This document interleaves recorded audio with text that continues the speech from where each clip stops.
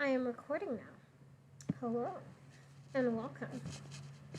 Okay, so right now you see the chat and you see today and you see yesterday.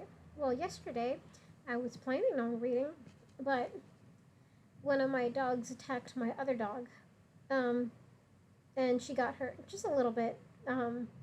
She's fine, but I had to stop recording because we had to get her cleaned up. Yes, she was bleeding, but she is okay. She has forgiven my other dog. Yeah. So if you're wondering what all this is about, that's why I had to stop so abruptly. I was like literally probably 5 minutes, like 10 minutes into reading, and like maybe 20 minutes altogether, I think, just in recording. But that doesn't matter anymore. So I'm gonna read again. So the last thing we read was that Gatsby invited Daisy over. No, Nick invited Gatsby over because Gatsby wanted him to do that so that he could reunite with Daisy again. Daisy remembers him. I guess Gatsby was a soldier. I think a soldier when they. Yeah, he was a soldier before he got, deployed, and he was madly in love with Daisy, but then he had to go to war, and then I think Daisy just moved on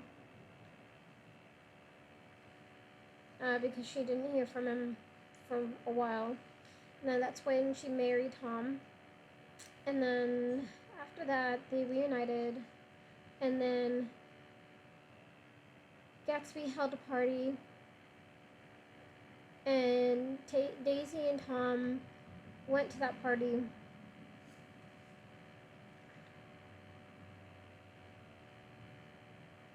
Yeah. Okay. So now I will read again. Hopefully no other things happen. I don't think they will. But yes, let's get started. This chapter is called Chapter 7. And I think we might be able to finish this book tonight. Yeah, maybe. Alright, so, Chapter 7. It was when curiosity about Gatsby at its highest that... Yeah, it was when curiosity about Gatsby was at its highest, when the lights in his house failed to go on one Saturday night, and as obscurely as it had begun, his career as Trimalchio was over. Only gradually did I become aware that the automobiles, which turned expectantly into his drive, stayed for just a minute, then drove sulkily away. Wondering if he were sick, I went over to find out. An unfamiliar butler with a villainous face squinted at me suspiciously from the open door. Is Gatsby sick? Yeah. Is Gatsby sick? Oh no. Is Mr. Gatsby sick?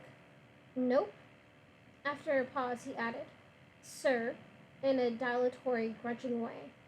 I hadn't seen him around, and I was rather worried. Tell him Mr. Carraway came over. Who? He demanded rudely. Carraway. Carraway. All right, I'll tell him. Abruptly, he slammed the door. My Finn informed me that Gatsby had dismissed every servant in his house a week ago and replaced them with half a dozen others who never went into West Egg Village to be bribed by the tradesmen, but ordered moderate supplies over the telephone. The grocery boy retorted that the kitchen looked like a pigsty, and the general opinion in the village was that the new people weren't servants at all. The next day, Gatsby called me on the phone. Going away? I inquired. No, old sport. I hear you fired all your servants. I wanted somebody who wouldn't gossip. Daisy comes over quite often in the afternoons.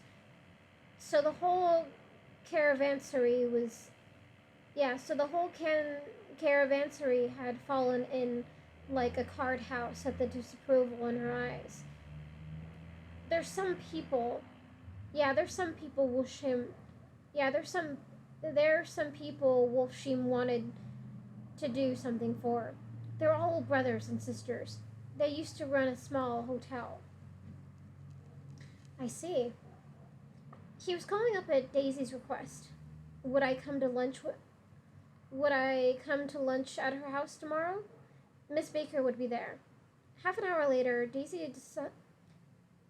half an hour later, Daisy herself telephoned and seemed relieved to find that it was coming.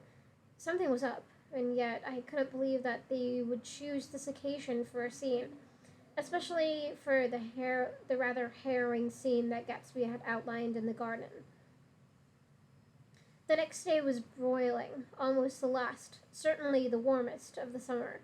As my train emerged from tunnel into sunlight, only the hot whistles of the National Biscuit Company broke the simmering hush at noon.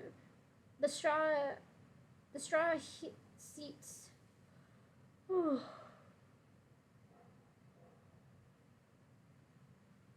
The straw seats in her car. The straw seats of the car hovered on the edge of the combustion. The woman next to me perspired delicately for a while into her white shirtwaist, and then, as her newspaper dampened under her fingers, lapsed despairingly into deep heat with a desolate cry. Her pocketbook slapped to the floor. "Oh my!" she gasped. I picked it up with a wary bend and handed it back to her, holding it at arm's length and by the extreme tip of the corner to indicate that I had no designs upon it. But everyone nearby, including the women, suspected me just the same. "Hot," said the conductor to familiar faces. "Some weather. Hot, hot, hot. Is it hot enough for you? Is it hot? Is it? My commutation? Commutation. Huh. Honestly, never seen that word before. I just want to make sure I'm saying it right. I'm pretty sure I am, but... No, not communism. Commutation.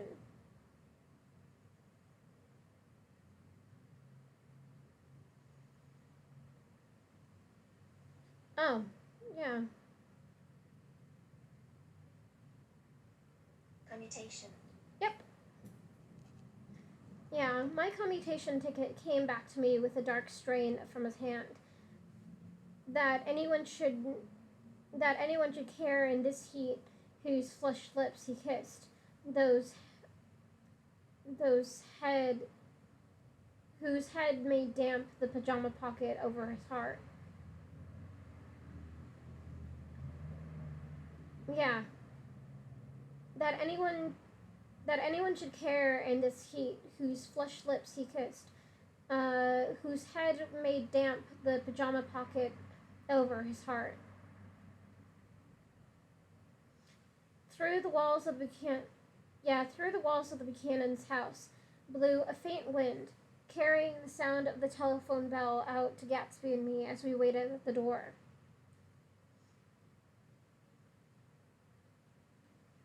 "The master's body!" roared the butler into the mouthpiece. "I'm sorry, madame, but we can't furnish it. It's far too hot to touch this noon." What he really said was, "Yes, yes, I'll see." He set down the receiver and came toward us, glistening slightly, to take our stiff straw hats. "Madame speaks you in the salon," he cried. "Hold on."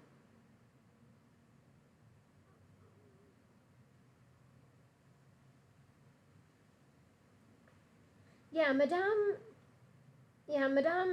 expects you in the salon, he cried, needlessly indicating the direction. In this heat, every extra gesture was an affront to the common store of life. The room, shuttered well with awnings, was dark and cool. Daisy and Jordan lay upon an enormous Oh, is this where the big fight is? Oh, I think this is where the big fight is, or the big confrontation. Ooh.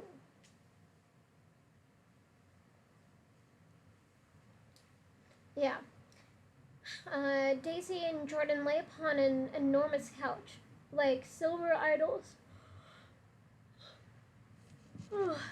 Yeah, like silver idols, weighing down their own white dresses against the singing breeze of the fans. We can't move, they said together. Jordan's fingers, uh, powdered white over their tan,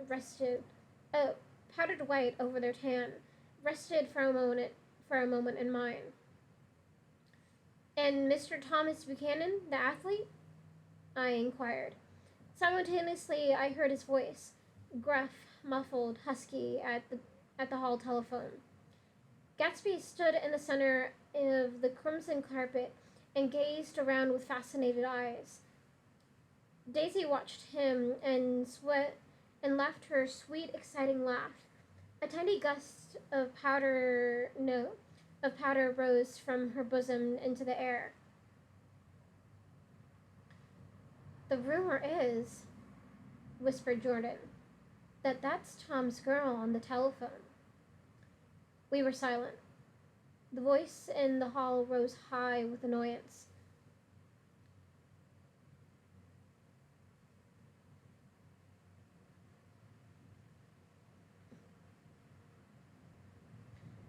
Very well, then. I won't sell you the car at all. I'm under no obligations to you at all. And as for your bothering me about it at lunchtime, I won't stand for that at all. Holding down the receiver, said Daisy cynically. No, he's not, I assured her. It's a bona fide deal. I happen to know about it. Tom flung open the door, blocked out its space for a moment with his thick body, and hurried into the room. Mr. Gatsby! He put out his broad, flat hand with well concealed dislike. I'm glad to see you, sir. Nick, make us a cold drink, cried Daisy. As he left the room again, she shot up and went over to Gatsby and pulled his face down, kissing him on the mouth. Damn. Yeah, this is totally the scene where it gets all confrontational and then it gets out. I'm pretty sure. I remember it. I remembered it in the book when I read it. Everyone's gonna fight. Oh, and it's gonna be so good. Okay. Yeah, and pulled his face down, kissing him on the mouth. You know I love you, she murmured. You forget there's a lady present, said Jordan. Daisy looked around doubtfully. You kissed Nick too. What a low, vulgar girl. I don't care. Cried Daisy and began to clog on the brick fireplace. Then she remembered the heat and sat down guiltily on the couch, just as a freshly laundered nurse leading a little girl.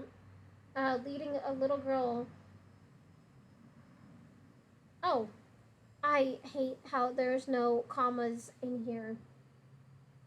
When she remembered the heat and then she remembered the heat and sat down guiltily on the couch, just as a freshly laundered nurse leading a little girl came into the room. Blessed, precious, blessed, precious, she crooned, holding out her arms. Come to your own mother that loves you. The child, relinquished by the nurse, rushed across the room and rooted shyly into her mother's dress.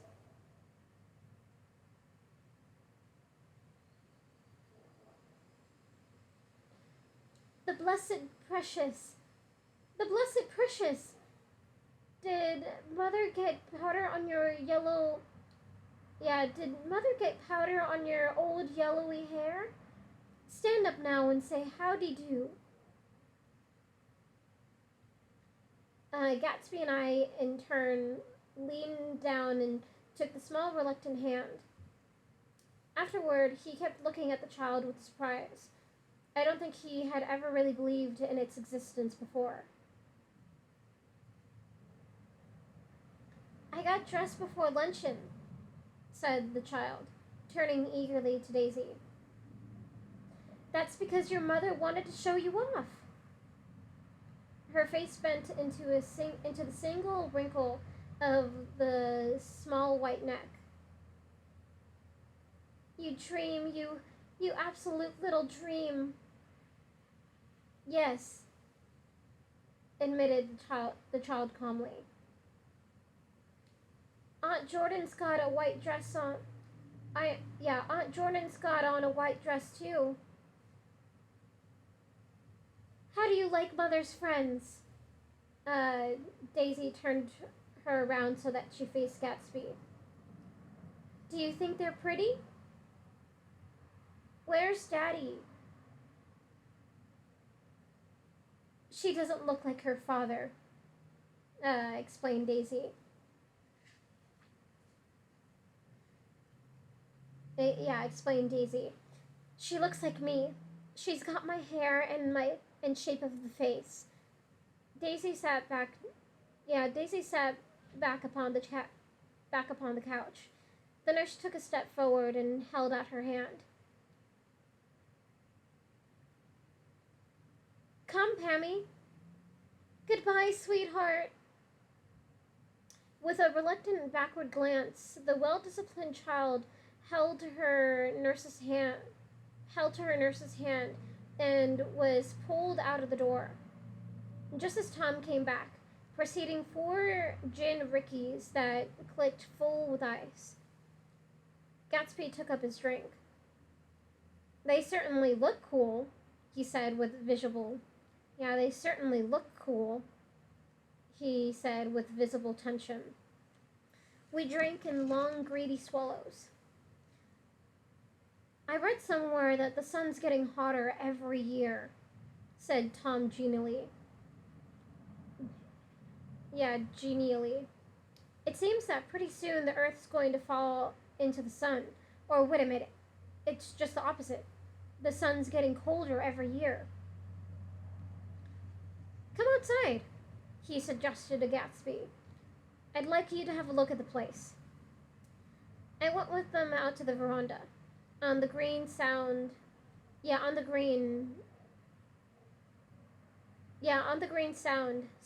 in the heat. One small sail crawled slowly toward the fresher sea. Gatsby's eyes followed it momentarily. He raised his hand and pointed across the bay. I'm right across from you. So you are. Our eyes lifted over the rose beds and the hot lawn and the weedy refuse of the dog days along shore. Slowly, the white wings of the boat moved against the blue, cool limit of the sky. Ahead lay the scalloped ocean and the abounding blessed isles. There's sport for you. Yeah, there's sport for you, said Tom, nodding. I'd like to be out there with him for about an hour. We had a luncheon in the dining room, darkened too, against the heat, and drank down nervous gaiety with the cold ale. What'll we do with ourselves this afternoon? Cried Daisy. And the day after that, and the next 30 years. Don't be morbid, Jordan said.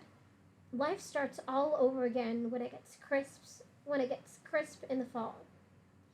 But it's so hot, insisted Daisy, on the verge of tears. And everything's so confused. Let's all go to town. Her voice struggled on through the heat, beating against it, molding its senselessness into forms. I've heard of making a garage out of a stable. Yeah, I've heard of making a garage out of a stable, Tom was saying to Gatsby. But I'm the first man who ever made a stable out of a garage. Out of a garage.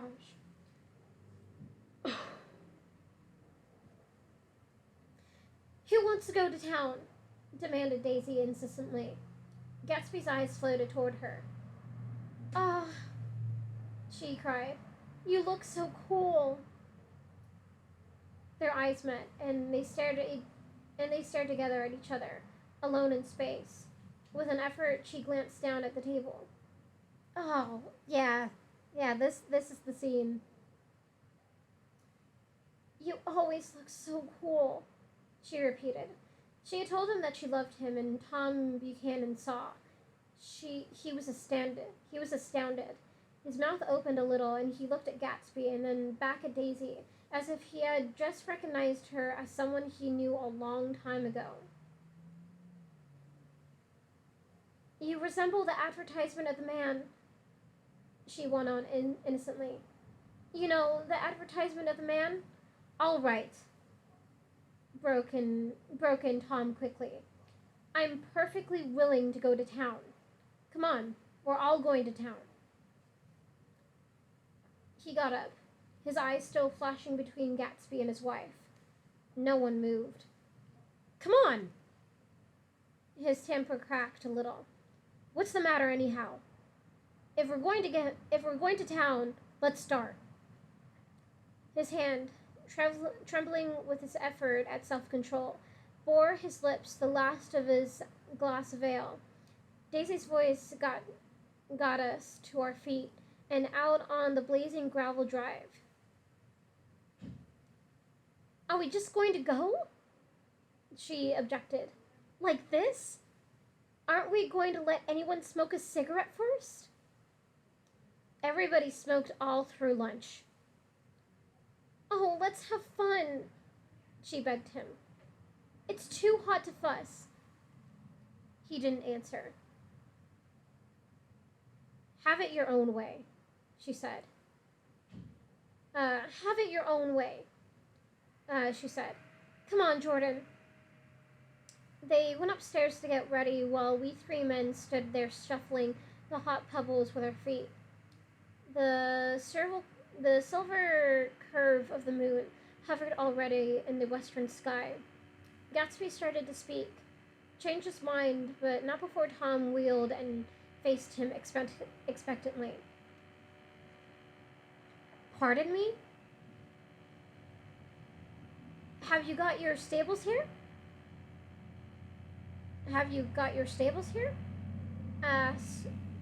Gatsby with an effort. About a quarter of a mile down the road. Oh. A pause. I don't see the idea of going to town, broke out Tom savagely. Women get these notions in their head. Shall we take anything to drink? Called Daisy from an upper window. I'll get some whiskey, answered Tom. He went inside. Gatsby turned to me rigidly. I can't say anything in this household sport. She's got an indiscreet voice, I remarked. It's full of... I hesitated. Her voice is full of money, he said suddenly. That was it. I'd never understood it before. It was full of money. It was that was the inexhaustible charm that rose and fell in it, the jingle of it, the cymbals' song of it. High in a white palace, the king's daughter, the golden girl. Yeah, she's all in it just for the fucking money. Yeah, and just like in the book. I mean, just like in the movie, too. All she ever cares about is money and materialistic things. Tom came out of the house wrapping a quarter bottle in a towel, followed by Daisy and Jordan wearing small tight hats of metallic cloth and carrying light capes over their arms. "Shall we all go in my car?" suggested Gatsby. He felt the hot green leather of the seat. "I ought to have left it in the shade." "Is it standard shift?" demanded Tom. "Yes." "Well, you take my coupe and let me drive your car to town." The suggestion was distasteful to Gatsby. "I don't think there's much gas," he objected. "Plenty of gas," said Tom boisterously. He looked at the gauge.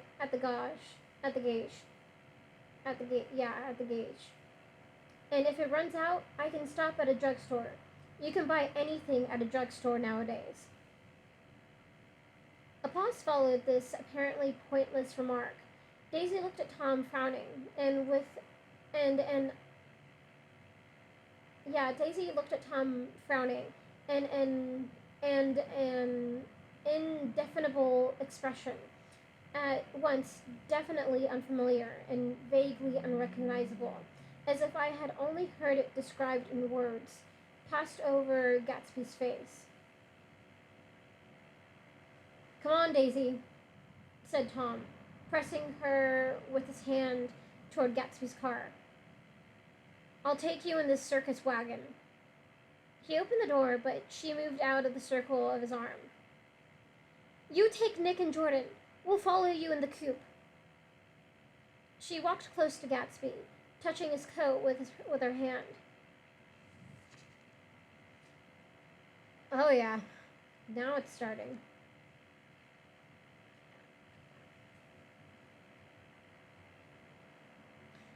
Yeah, she walked close to Gatsby, touching his coat with her hand. Jordan and Tom and I got into the front seat of Gatsby's car. Tom pushed the unfamiliar gears tentatively, and we shot off into the oppressive heat, leaving them out of sight behind.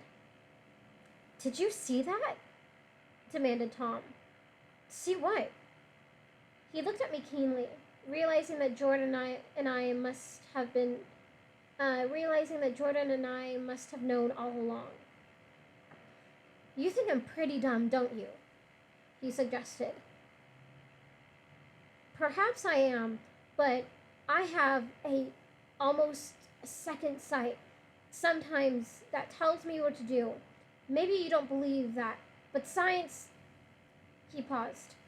The immediate contingency overtook him, pulled him back from the edge of the theoretical abyss. "I've made a small investigation of this fellow," he continued. "I could have gone deeper if I'd known." "Do you mean you've been to a medium?" inquired Jordan humorously. That was a thing. That was definitely a thing back then. I mean, it would be a little rare now in the 1920s, but back in like the 1890s, early 1900s, that was definitely like the shit. Now today you just go to a therapist. Yeah, don't bother with media bullshit, because it is bullshit. Even if it looks convincing on TV, it's not real. I mean, people might have connections and stuff, but only to like a certain point, I would say. I don't know. Maybe because I haven't gone to like a medium or anything like that, like a psychic, but I don't think it's real. Well, I don't think it's real to an extent. They can be very convincing, but anyways. "Do you mean you've been to a medium?" inquired Yeah, do you mean you've been to a medium? Inquired Jordan humorously. And humorously because she's just like, what are you, stupid? That's like not science. Like I said, wouldn't be so popular around the 1920s.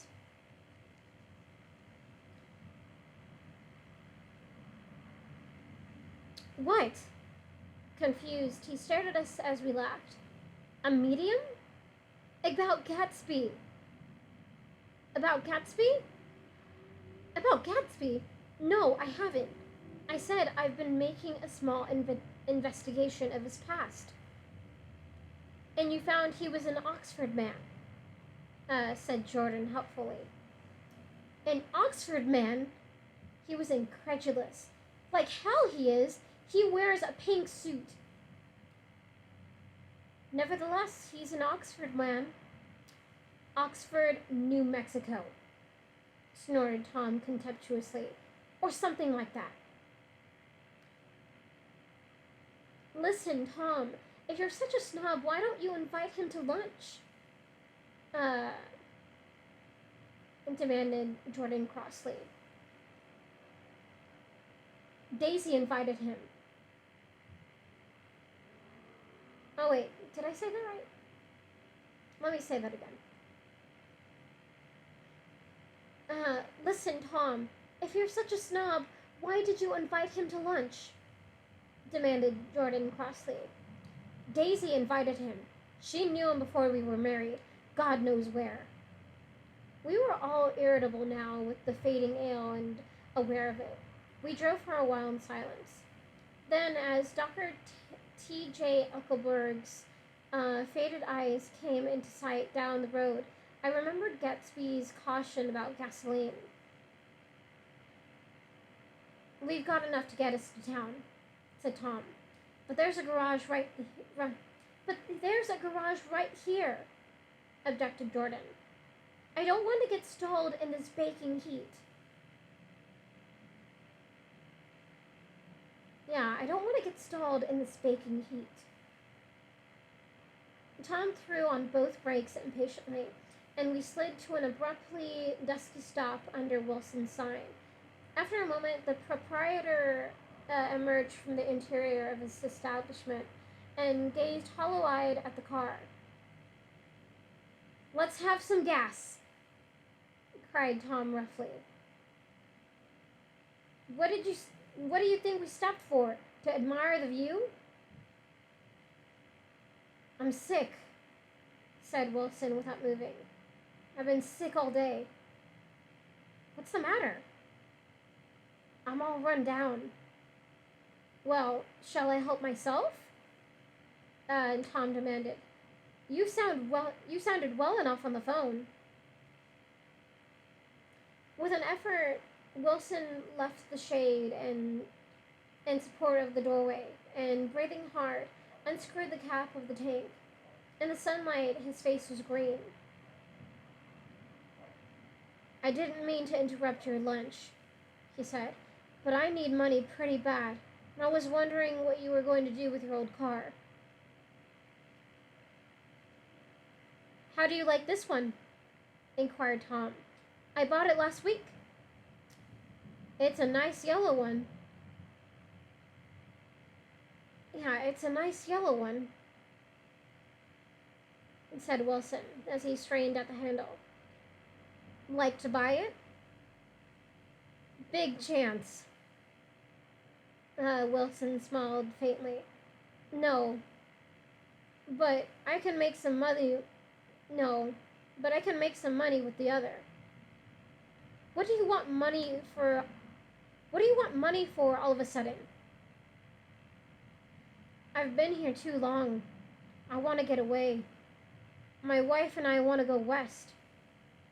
Your wife does? Exclaimed Tom, startled. She's been talking about it for 10 years. He rested for a moment against the pump, shading his eyes. And now she's going whether she wants to or not. I'm going to get her away. Oh, yeah, I remember this. I'm gonna get her away. The coupe flashed by us with a flurry of dust and the flash of a waving hand. What do I owe you? Demanded Tom harshly. I just got wised up to something funny. I just got wised up to something funny the last 2 days, remarked Wilson. That's why I want to get away. That's why I've been bothering you about the car. What do I owe you? $1.20. The relentless beating heat was beginning to confuse me, and I had a bad moment there before I realized that so far his suspicions hadn't alighted on Tom. He had discovered that Myrtle had some sort of life apart from him in another world, and the shock had made him physically sick. I stared at him and then at Tom, who made a parallel discovery less than an hour before. And it occurred to me that there was no difference between men in intelligence or race so profound as the difference between the sick and the well. Wilson was so sick that he looked guilty, unforgivably guilty, as if he had just got some poor girl with a child. I'll let you have the car, said Tom. I'll send it over tomorrow afternoon. That locality was always vaguely disquieting, even in the broad glare of afternoon. And now I turned my head as though I had been warned of something behind. Over the ash heaps, the giant eyes of Dr. T. G. Eckelberg kept their vigil, but I perceived, after a moment, that other eyes were regarding us with peculiar intensity from less than 20 feet away. In one of the windows over the garage, the curtains had been moved.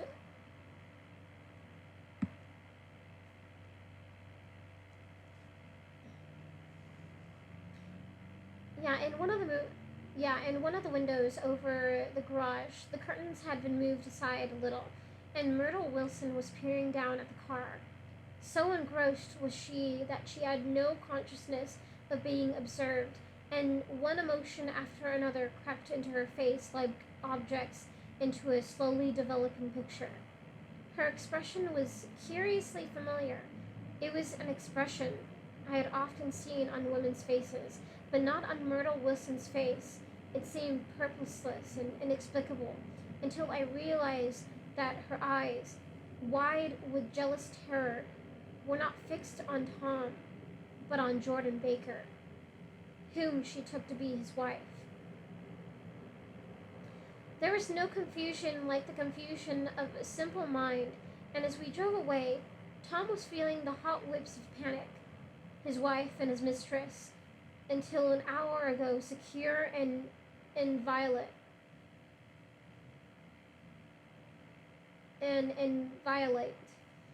were slipping precipitously from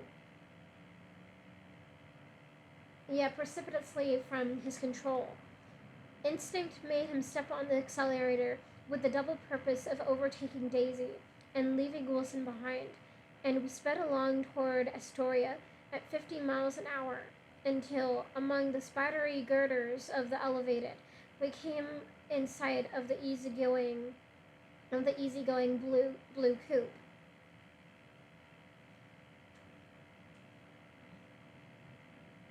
Those big movies around 50th Street are cool, suggested Jordan. I love New York on summer afternoons when everyone's away. There's something very sensuous about it, overripe, as if all sorts of funny fruits were going to fall into your hands. The word sensuous had the effect of further disquieting Tom, But before he could invent a protest, the coupe came to a stop, and Daisy signaled us to draw up alongside. "Where are we going?" she cried. "How about the movies?" "How about the movies?" "It's so hot," she complained. "You go. We'll ride around and meet you after." After an effort, her wit rose faintly. Yeah, with an effort, her wit rose faintly.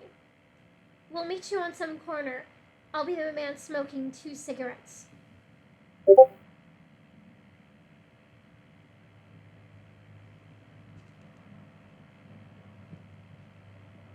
Yeah, no AC. Yeah, no. AC was not invented in those times, so it'd still be pretty hot. Thank God we live in today. Sort of. I wish we lived today, but, you know, without the COVID and everything else shitty going around. Okay, let me just do something real quick. I just need to put on my chapstick.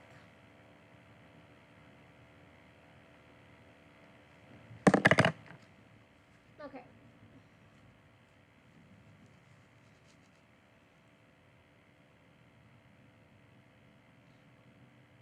Yeah, with an effort, her wit rose faintly. "We'll meet you on some corner. I'll be the man smoking 2 cigarettes." "We can't argue about it here," Tom said impatiently, as the truck gave out a cursing whistle behind us. "You follow me to the south side of Central Park, in front of the plaza." Several times he turned his head and looked back at their car, as if the traffic delayed them. He slowed up until they came into sight. I think he was afraid they would dart down a side street and out of his life forever. But they didn't. And we all took the less explicable step of engaging the parlor of a. Oh, yeah, they went to a hotel, that's right. And then the whole thing happens. Well, some of it happened then.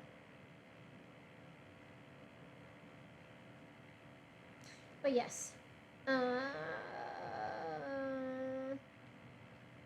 But they didn't. And we all took the less explicable step of engaging the parlor of a suite in the Plaza Hotel. The prolonged and tumultuous argument that ended by herding us into that room eludes me, though I have a sharp physical memory that, in the course of it, my underwear kept climbing like a damp snake around my legs, and intermittent beads of sweat raced cool across my back. The notion originated with Daisy's suggestion that we hire 5 bathrooms and take.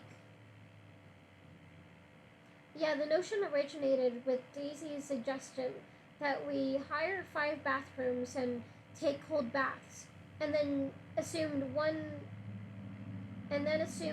more tangible. Yeah, and then assumed more tangible form of a place to have a mint julep. Each of us said over and over that it was a crazy idea. We all talked at once to a baffled clerk and thought, or pretended to think, we were all being very funny. The room was large and stifling, and though it was already 4 o'clock, opening the windows admittedly emitted only a gust of hot shrubbery from the park. Daisy went to the mirror and stood with her back on us, fixing her hair. "It's a swell suite," whispered Jordan respectfully, and everyone laughed. "Open another window," commanded Daisy, without turning around. "There aren't any more."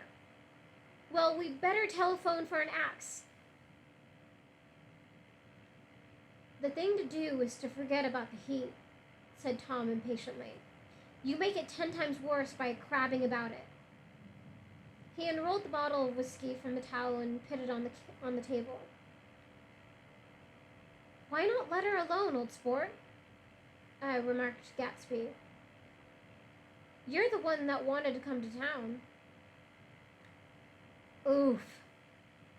There was a moment of silence. The telephone book slipped from its nail and splashed to the floor, whereupon Jordan whispered, "Excuse me," but this time no one laughed. "I'll pick it up," I offered. "I've got it." Gatsby examined the parted string, muttering "hum" in an interested way, and tossed the book on a chair. "That's a great expression of yours, isn't it?" said Tom sharply. "What is?" "All this old sport business. Where'd you pick that up?" "Now, see here, Tom," said Daisy, turning around from the mirror. "If you're going to make personal remarks, I won't stay here a minute. Call up and order some ice for the mint julep." As Tom took up the receiver, the compressed heat exploded into sound, and we were listening to the portentous chords of Mendelssohn's Wedding March from the ballroom below. Imagine marrying anybody in this heat," cried Jordan dismally. "Still, I was married in the middle of June.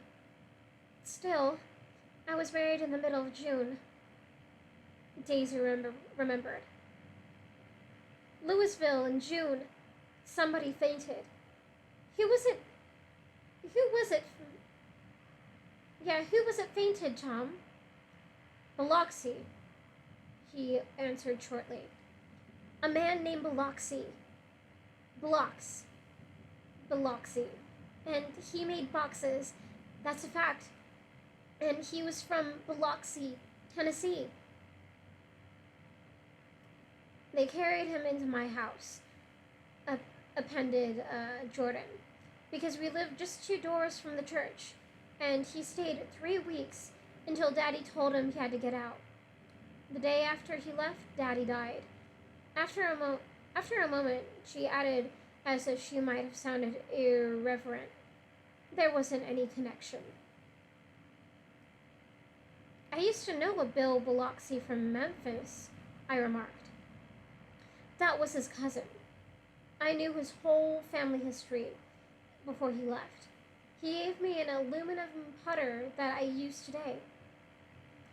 The music had died down as the ceremony began, and now a long cheer floated in at the window, followed by intermittent cries of "Yeah, yeah," and finally by a burst of jazz as the dancing began. We're getting old, said Daisy. "If we were young, we'd rise and dance." "Remember Biloxi?" Jordan warned her. "Where'd you know him, Tom?" "Biloxi?" He concentrated with an effort. "I didn't know him. He was a friend of Daisy's." "He was not." "Yeah, he was not," she denied. "I'd never seen him before. He came down in the private car." "Well, he said he knew you. He said he was raised in Louisville. Ossibird brought him around at the last minute and asked if we had room for him." Jordan smiled. "He was probably bumming his way home. He told me he was president of your class at Yale." Tom and I looked at each other blankly. "Biloxi?" "First place, we didn't have any president." Gatsby's foot beat a short, restless tattoo, and Tom eyed him suddenly. "By the way, Mr. Gatsby, I understand you're an Oxford man." Not exactly. Oh, yes, I understand you went to walk to Oxford. Yes, I went there. A pause. Then Tom's voice, incredulous and insulting. You must have gone there about the time Biloxi went to New Haven. Another pause. A waiter knocked and came in with rushed mint and ice, but the silence was unbroken by his "thank you" and the soft closing of the door. This tremendous detail was to be cleared up at last. I told you I went there, said Gatsby. I heard you, but I'd like to know when. It was 1919. I only stayed five months. That's why I can't really call myself an Oxford man. Tom glanced around to see if we mirrored his unbelief, but we were all looking at Gatsby. It was an opportunity they gave to some of the officers after the armistice, he continued. We could go to any of the universities in England or France. I wanted to get up and slap him on the back. I had one of those renewals of complete faith in him that I had experienced before. Daisy rose, smiling faintly, and went to the table. Open the whiskey, Tom, she ordered. I'll make you a mint julep. Then you won't seem so stupid to yourself. Look at the mint. Wait a minute, snapped Tom. I want to ask Mr. Gatsby one more question.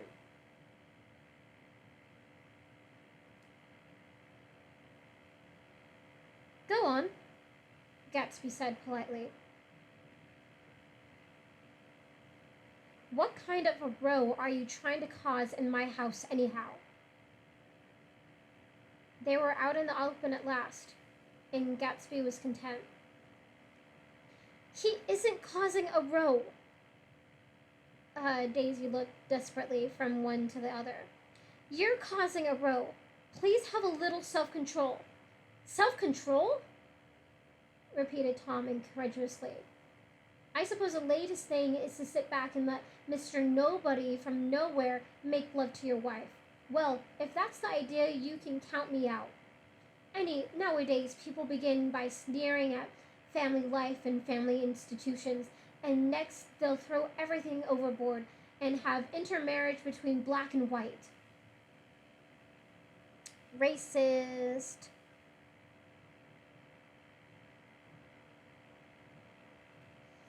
Flushed with his impassioned gibberish, he saw himself standing alone on the last barrier of civilization.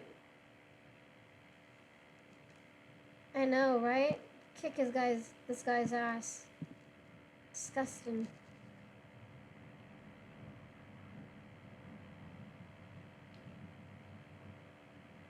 Yeah, flushed with his impassioned gibberish, he saw himself standing alone on the last barrier of civilization. We're all white here, murmured Jordan. I know I'm not very popular. I don't give big parties. I suppose you've got to make your house into a pigsty in order to have any friends in the modern world. Angry as I was, as we all were, I was tempted to laugh whenever he opened his mouth. The transition from libertine to prig was so complete. I've got something to tell you, old sport, began Gatsby, but Daisy guessed at his intention. Please don't, she interrupted helplessly. Please, let's all go home. Why don't we all go home? That's a good idea. I got up. Come on, Tom. Come on, Tom. Nobody wants a drink.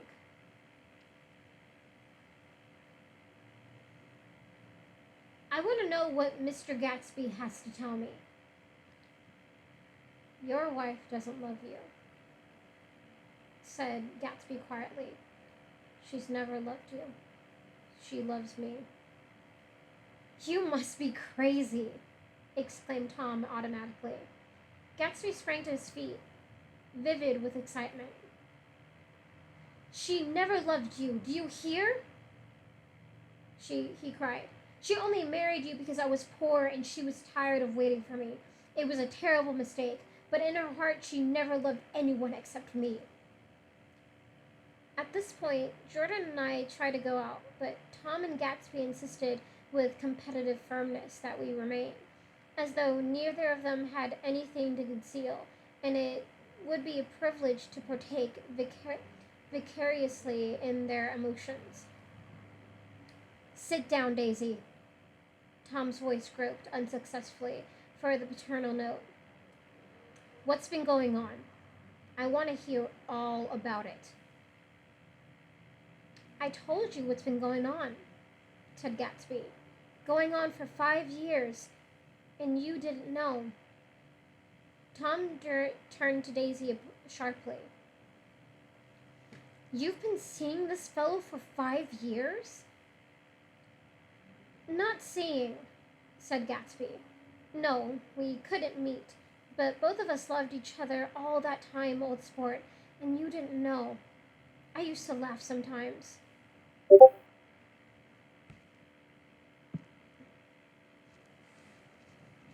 Oh my god! Tell him off. Let it go. Dude, okay, guys. David, I said that David from Walking Dead game.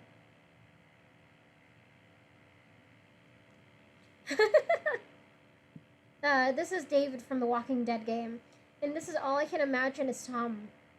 I know he has like a different face in the old movie and in the newer movie with Leonardo DiCaprio, but right now in my head, that's what I imagine Tom looking like. Maybe, whiter, because yeah, they're white in this book, but that's what I imagine him, because he is a grade A asshole to his wife, who never loved him. Yeah.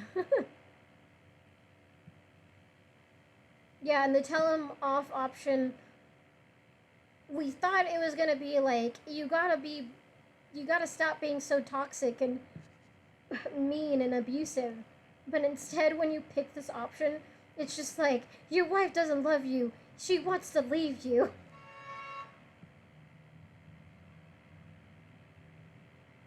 So yeah, that's funny. Yep, that is exactly. Nice meme, Chandler. I appreciate it.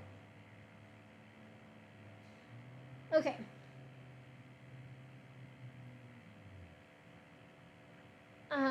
Not seeing, said Gatsby. No, we couldn't meet.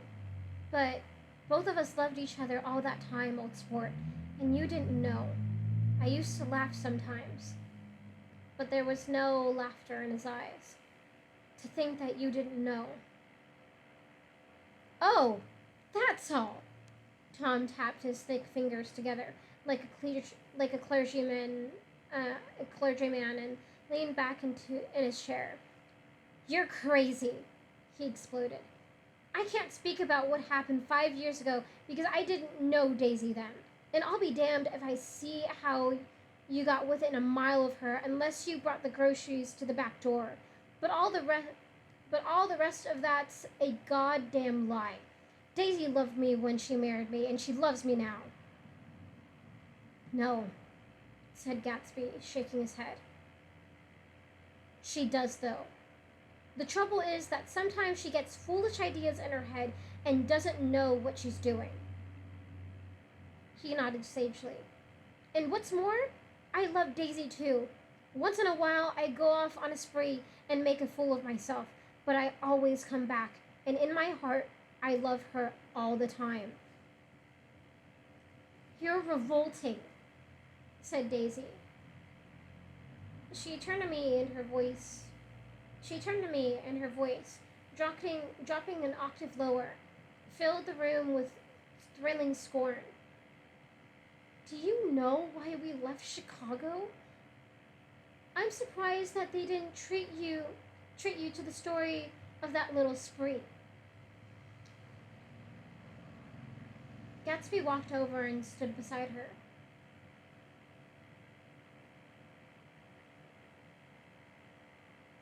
Daisy, that's all over now, he said earnestly.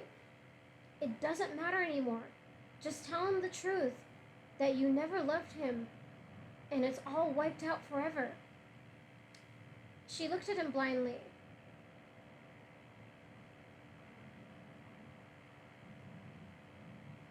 Why?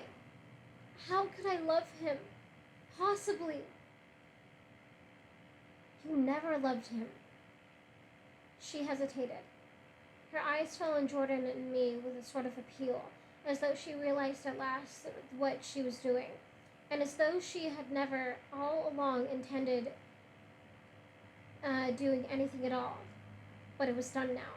It was too late.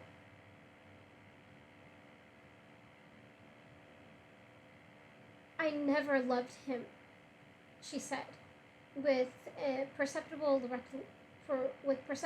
reluctance. Not a Capiolani? Demanded Tom suddenly. No. From the ballroom beneath, muffled and suffocating chords were drifting up on hot waves of air. Not the day I carried you down from the punch bowl to keep your shoes dry? There was a husky tenderness in his tone. Daisy! Please don't. Her voice was cold, but the rancor was gone from it. She looked at Gatsby. There, Jay, she said, but her hand, as she tried to light a cigarette, was trembling. Suddenly, she threw the cigarette and the burning match on the carpet. Oh, you want too much, she cried to Gatsby. I love you now. Isn't that enough? I can't help what's past. She began to sob helplessly. I did love him once, but I loved you too. Gatsby's eyes opened and closed. You loved me too? He repeated. Even that's a lie, said Tom savagely. She didn't know you were alive. Why, there's things between Daisy and me that you'll never know, things that neither of us can ever forget. The words seemed to bite physically into Gatsby. I want to speak to Daisy alone, he insisted. She's all excited now. Even alone, I can't say I never loved Tom, she admitted in a pitiful voice. It wouldn't be true.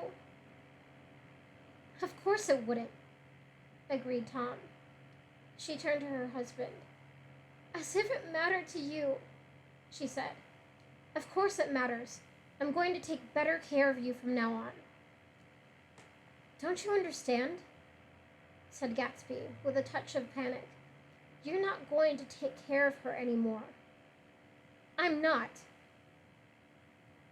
Tom opened his eyes wide and laughed. He could afford to control himself now. Why is that? Daisy's leaving you. Nonsense. I am, though, she said with a visible effort. She's not leaving me. Tom's words suddenly leaned down over Gatsby. Certainly not for a common swindler who'd have to steal the ring he put on her finger.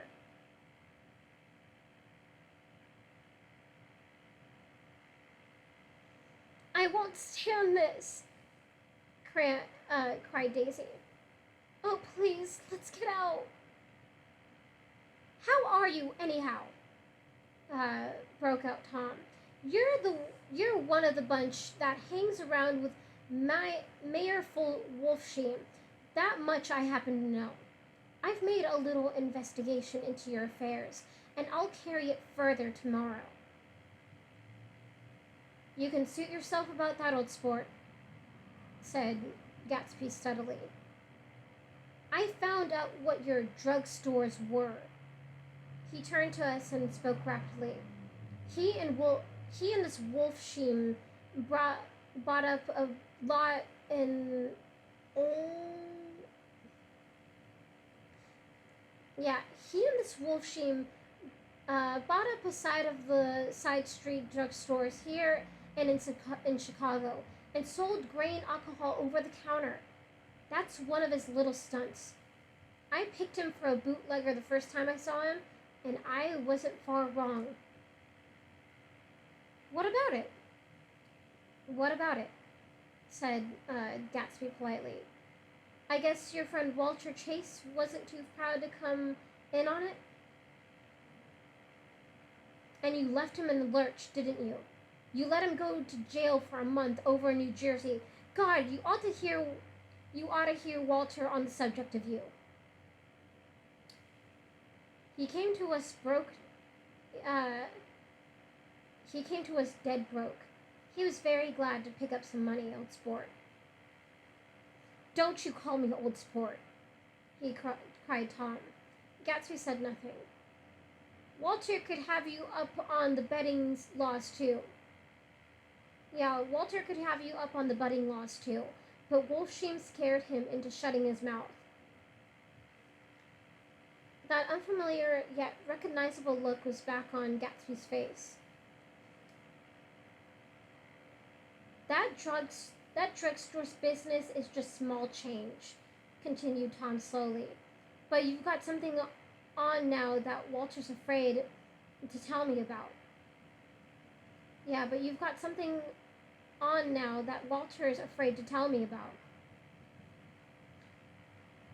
I glanced at Daisy, who was staring, terrified, between Gatsby and her husband, and at Jordan, who had begun to balance an invisible but absorbing object on the tip of her chin. Then I turned back to Gatsby, and was startled at his expression.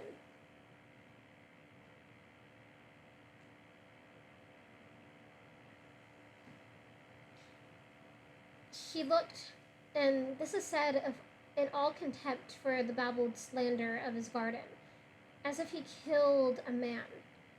For a moment, the set of his face could be described in such a fantastic way. It passed, and he began to talk excitedly to Daisy, denying everything, defending his name against accusations that had not been made. But with every word, she was drawing further and further into herself, so he gave that up, and only the dead dream fought on. And only the dead dream fought on as the afternoon slipped away, trying to touch what was no longer tangible, struggling unhappily, undespairingly, toward that lost voice across the room. The voice begged again to go. Please, Tom, I can't take this. I can't stand this anymore. Her frightened eyes told that whatever intentions, whatever courage she had had, were definitely gone. You two start home, Daisy, said Tom, in Mr. Gatsby's car. She looked at Tom, alarmed now, but he insisted on... Yeah, she looked at Tom, alarmed now, but he insisted with magnanimous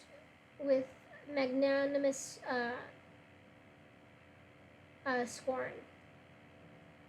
Go on. He won't annoy you. I think he realizes that his presumptuous little flirtation is over. They were gone, without a word, snapped out, made accidental, isolated like ghosts even from our pity. After a moment, Tom got up and began wrapping the unopened bottle of whiskey in the towel. Want any of this stuff? Jordan? Nick? I didn't answer. Nick, he asked again. What? Want any? No. I just remembered that today's my birthday. I was 30. Before me stretched the portentous, menacing road of a new decade. It was 7 o'clock when we got into the coupe with him and started for Long Island. Tom talked incessantly, exulting and laughing, but his voice was as remote as from Jordan and me as the foreign clamor on the sidewalk or the tumult of the elevated overhead. Human sympathy had its limits, and we were content to let all their tragic arguments fade with the city lights behind. 30. The promise of a decade of loneliness, a thinning list of single men to know, a thinning briefcase of enthusiasm, thinning hair.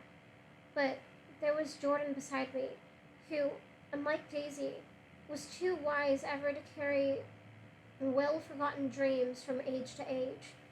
As we passed over the dark bridge, her wan face fell lazily against my coat's shoulder, and the formidable stroke of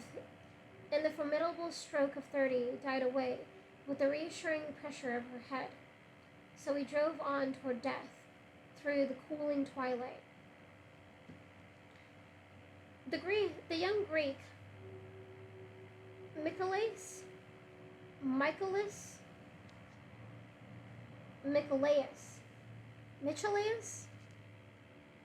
Chandler, help me. I'm pretty sure it's not Michelaus. I think it's Michelaus. It's like Michael and is. It's literally Michael and is. Like Michael and is put together. Michael Aeus.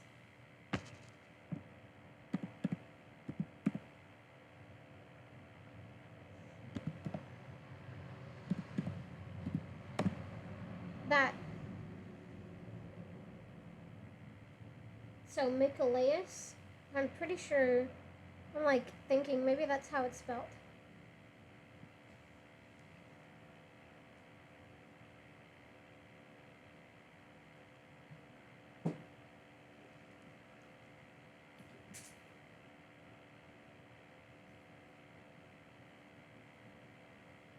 Okay, hold on.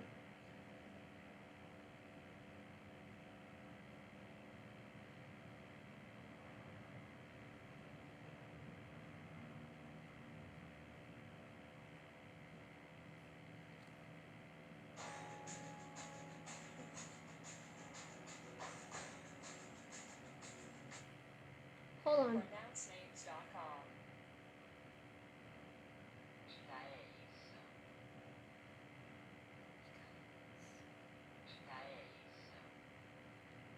I think it's supposed to be Michelaus, because this is the Italian.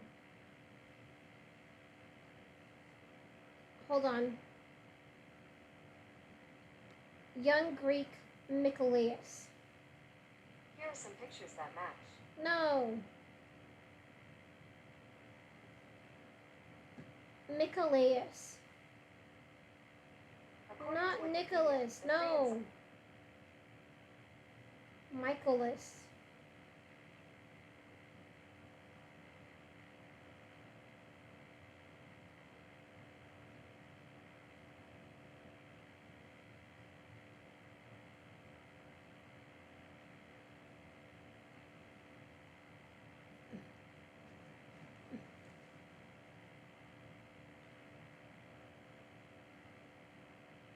I think I'm just gonna say Michelaus. Michaelis. Ellis.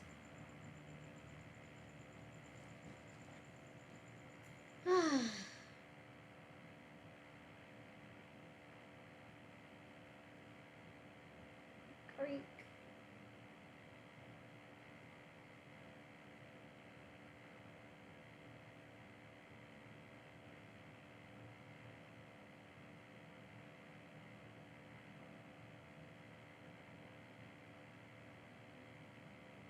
I'm just gonna say Mikhail.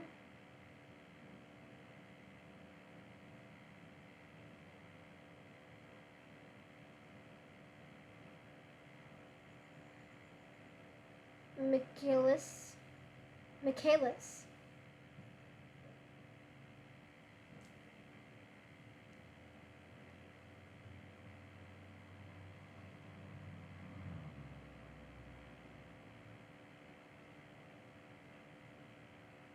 Okay, yeah, it's Michaelis. Okay, why was that so hard?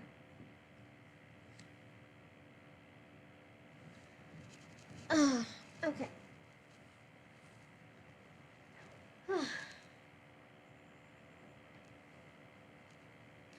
Alright.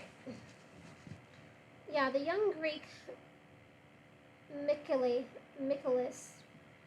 Oh my god, I totally forgot it. As soon as I... God, I hate myself. Michaelis. Yeah, Michaelis. Yeah, the young Greek Michaelis, who ran the coffee joint beside the ash heaps, was the principal witness at the inquest. He had slipped through the heat until after 5, when he strolled over to the garage and found George Wilson sick in his office. Really sick. Pale. Pale as his own pale hair, and shaking all over. Michaelis advised him to go to bed, but Wilson refused, saying that he'd miss a lot of business if he did. While his neighbor was trying to persuade him, a violent racket broke overhead. "I've got my wife locked up in there," explained Wilson calmly. "She's going to stay there till the day after tomorrow, and then we're going to move away." Michaelis was astonished. They had been neighbors for 4 years, and Wilson had never seemed faintly capable of such a statement. Generally, he was one of those worn-out men. George Wilson. Is that an actual character from the show? I don't know what you're referencing.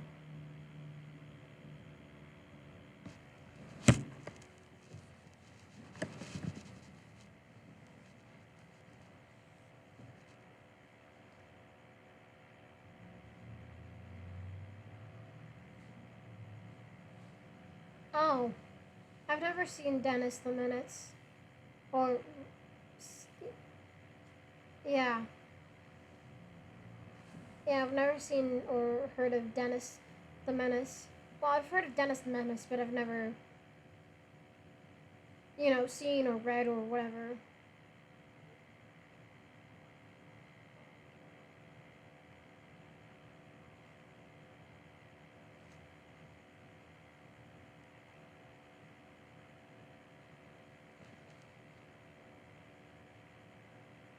Oh, nice.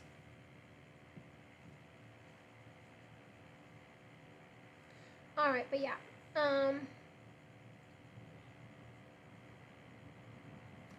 Yeah, they had been neighbors for 4 years, and Wilson had never seemed faintly capable of such a statement. Generally, he was one of these worn-out men. When he wasn't working, he sat on a chair in the doorway and stared at the people and the cars that passed along the road. When anyone spoke to him, he invariably laughed in an agreeable, colorless way. He was his wife's man and not his own. So naturally, Michaelis tried to find out what had happened, but Wilson wouldn't say a word. Instead, he began to throw curious, suspicious glances at his visitor and ask him what he'd been doing at certain times on certain days. Just as the latter was getting uneasy, some workmen came past the door, bound for his restaurants, and Michaelis took the opportunity to get away, intending to come back later. But he didn't. He forgot to, that's all. When he came outside again a little after 7, he was reminded of the conversation because he heard Mrs. Wilson's voice, loud and scolding, downstairs in the garage. "Beat me!" he heard her cry. "Throw me down and beat me, you dirty little coward!" Yeah, throw me down and beat me, you dirty little coward. A moment later, she rushed out into the dusk. Hold on, just 1 second.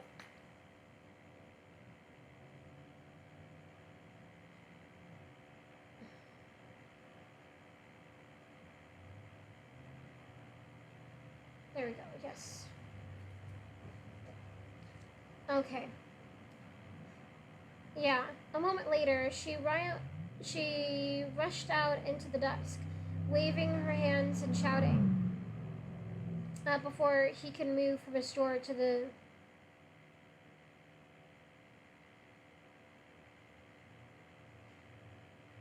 Yeah, a moment later, she rushed out into the dusk, waving her hands and shouting. Before he could move from his door, the business was over. The death car, as the newspapers called it, didn't stop. It came out of the gathering darkness, wavered tragically for a moment, and then disappeared around the coal bend. Michaelis wasn't even sure of its color. He told the first policeman it was light green. The other car, the one going toward New York, came to rest the other car, the one going toward New York, came to rest 100 yards beyond, and its driver hurried back to where Myrtle Wilson, her life violently extinguished, knelt in the road, and mingled her thick, dark blood with the dust. Michaelis and this man reached for her. Michaelis and this man reached for.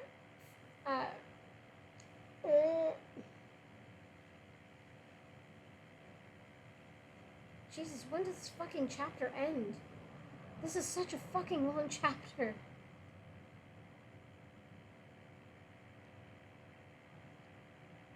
Yeah, Michaelis and this man reached her first, but when they had torn open her shirtwaist, still damp with perspiration, they saw that her left breast was swinging loose like a flap, and there was no need to listen for a heartbeat.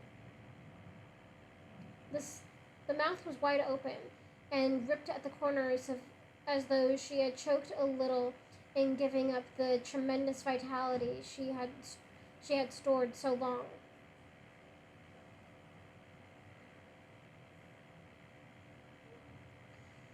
We saw the three or four automobiles and the crowd when we were and I cannot read. Yeah, we saw the 3 or 4 automobiles and the crowd when we were still some distance away. Wreck, said Tom. That's good. Wilson will have a little business at last. He slowed down, but still without any intention of stopping until as we came near, the hushed, intent faces of the people at the garage door made him automatically put on the brakes. We'll take a look, he said doubtfully. Just a look. I became aware now of a hollow, wailing sound, which issued incessantly from the garage. A sound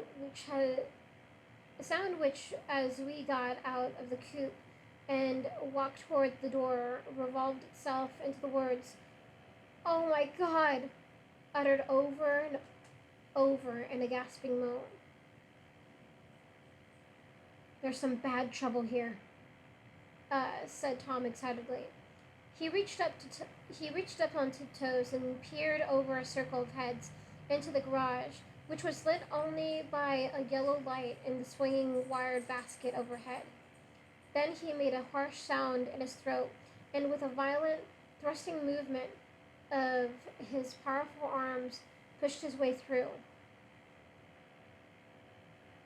The circle closed up again, with a running murmur of expostulation.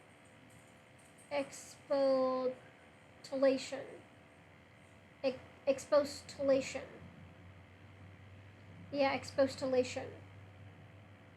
It was a minute before Yeah, it was a minute before I could see anything at all. When new arrivals arranged the line and Jordan and I were pushed suddenly inside.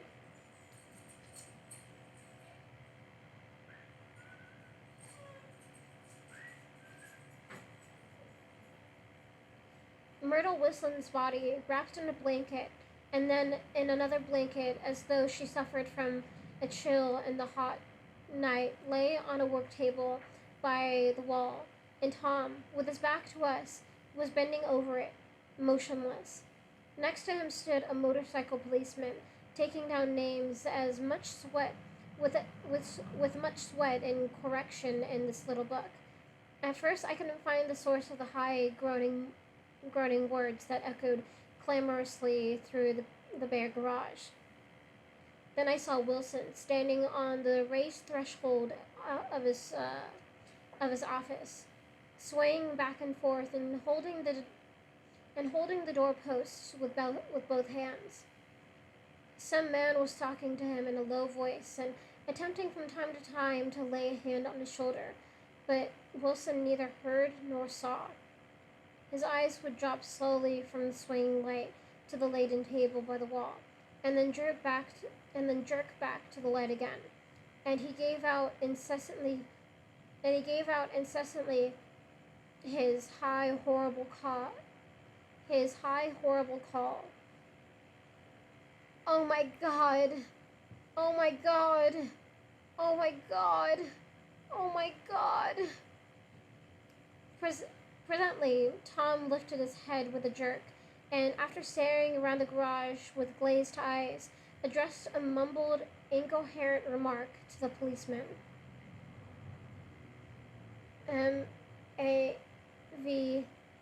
The police was saying. Oh, no, R, corrected the man. M-A-V-R-O. Listen to me, muttered Tom fiercely. R, said the policeman. Oh, G. He looked up at Tom's broad hand. Yeah, he looked up as Tom's broad hand fell sharply on his shoulder. What you want, fella? What happened? That's what I want to know. Otto hit her. Instantly killed. Instantly killed, repeated Tom, staring. She ran out in a road. Son of a bitch didn't even stop his car.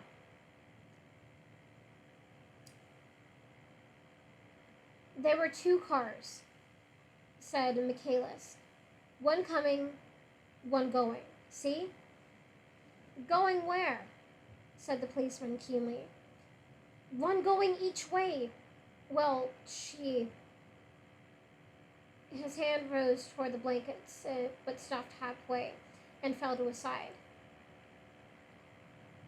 She ran out there and the one... She ran out there and the one coming from New York knock right into her going 30 or 40 miles an hour. Sorry if I'm doing a very stereotypical New York accent, but it's true. Sorry, not sorry. Yeah. She ran out there and the one coming from New York,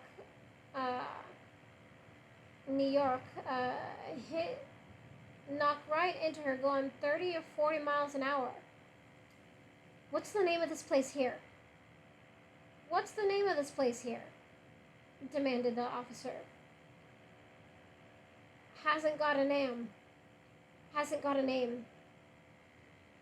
A pale, well-dressed Negro stepped near. It was a yellow car, he said. Big yellow car. New. See the accident? Asked the policeman. No, but the car passed me down the road, going faster than 40, going 50, 60. Come here and let's have your name. Look out now. I want to get his name. Some words of this conversation must have reached Wilson, swaying in the office door, for suddenly a new theme found voice among his grasping sighs. You don't have to tell me what kind of car it was. I know what kind of car it was. Watching Tom, I saw the wad of muscle back of his shoulder tighten under his coat. He walked quickly over to Wilson, and standing in front of him, seized him firmly by the upper arms. You've got to pull yourself together, he said, and he said with soothing gruffness. Wilson's eyes fell upon Tom. He started up on his tiptoes and then would have collapsed on his knees had not Tom held him upright. Listen, said Tom, shaking a little. I just got here a minute ago, from New York. I was bringing you that coupe we've been talking about. That yellow car I was driving this afternoon wasn't mine. Do you hear? I haven't seen it all afternoon. Only the Negro and I were near enough to hear what he said, but the policeman caught something in the tone and looked over with translucent eyes. What's all that? He demanded. I'm a friend of his. Tom turned his head but kept his hands firm on Wilson's body. He says he knows the car that did it. It was a yellow car. Some dim impulse moved the policeman to look suspiciously at Tom. And what color's your car? It's a blue car, a coupe. We've come straight from New York, I said. Yeah, we've come straight from New York, I said. Someone who had been driving a little behind us confirmed this, and the policeman turned away. Now, if you'll let me have that name again, correct? Picking up Wilson like a doll, Tom carried him into the office, set him down in a chair, and came back. If somebody'll come here and sit with him, he snapped authoritatively. He watched while the two men standing closest glanced at each other and went unwillingly into the room. Then Tom shut the door on them and came down to the single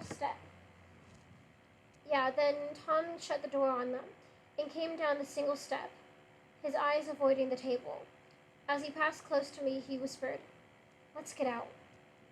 Self-consciously, with his authoritative arms breaking the way, we pushed through the still gathering crowd, passing the hurried doctor, case in hand, who had been sent for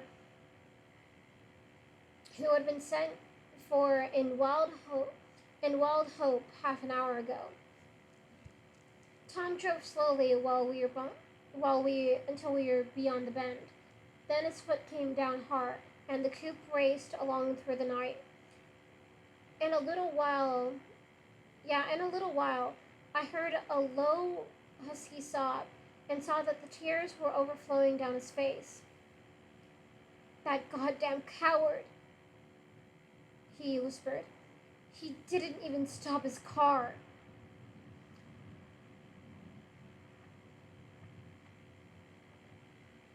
The Buchanan's house floated suddenly toward us through the dark, rustling trees. Tom stopped beside the porch and looked up at the second floor where two windows bloomed with light among the vines. Daisy's home, he said. As we got out of the car, he glanced at me and frowned slightly. I ought to have dropped you in West Egg, Nick. There's nothing we can do tonight. A change had come over him, and he spoke gravely, and with decision. As we walked across the moonlit gravel to the porch, he disposed of the situation in a few brisk phrases.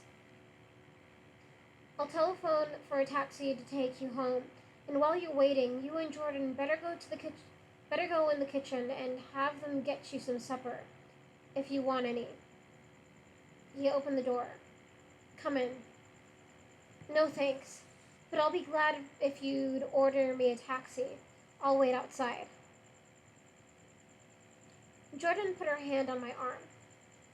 Won't you come in, Nick? No thanks. I wasn't feeling sick. No. I was feeling a little sick, and I wanted to be alone. But Jordan lingered for a moment more. It's only 9:30, she said. I'll be damned if I go in. I'd had enough of all of them for one day, and suddenly that included Jordan too. She must have seen something of this in my expression, for she turned abruptly away and ran up the porch steps into the house. I sat down for a few minutes with my head in my hands, until I heard the phone taken up inside, and the butler's voice calling a taxi. When I walked slowly down the driveway from the house, intending to wait by the gate, I hadn't gone 20 yards when I heard my name, and Gatsby stepped from between two bushes into the path. I must have felt pretty weird by that time, because I could think of nothing except the luminosity of his pink suit under the moon.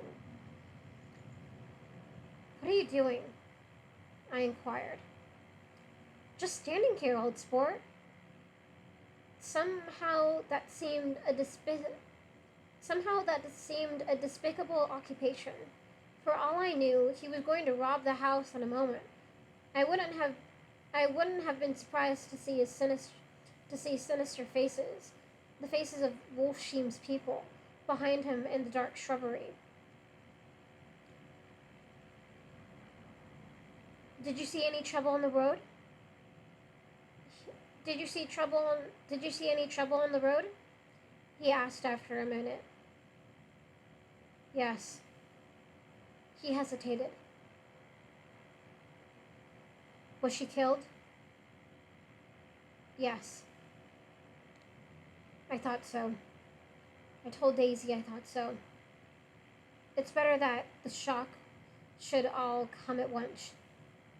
It's better that the shock should all come at once. She stood it pretty well. He spoke as if Daisy's reaction was the only thing that mattered. I got to West Egg. Yeah, I got to West Egg by a side road, he went on, and left the car in my garage. I don't think anybody saw us, but of course I can't be sure. I disliked him so much by this time that I didn't find it necessary to tell him he was wrong. Who was the woman? He inquired. Her name was Wilson. Her husband owned the garage. How the devil did it happen? Well, I tried to swing the wheel. He broke off, and suddenly I guessed at the truth. Was Daisy driving? Yes, he said after a moment. But of course I'll say I was. You see, when we left New York, she was very nervous, and she thought it would steady her to drive. And this woman rushed out at us just as we were passing a car coming the other way. It all happened in a minute, but it seemed to me that she wanted to speak to us, that we were somebody she knew. Well, first Daisy turned away from the woman toward the other car, and then she lost her nerve and turned back. The second my hand reached the wheel, I felt the shock. It must have killed her instantly. It ripped her open. Don't tell me, old sport. He winced. Anyhow, Daisy stepped on it. I tried to make her stop, but she couldn't, so I pulled on the emergency brake. Then she fell over into my lap, and I drove on. She'll be all right tomorrow, he said presently. I'm just going to wait here and see if he tries to bother her about the unpleasantness this afternoon.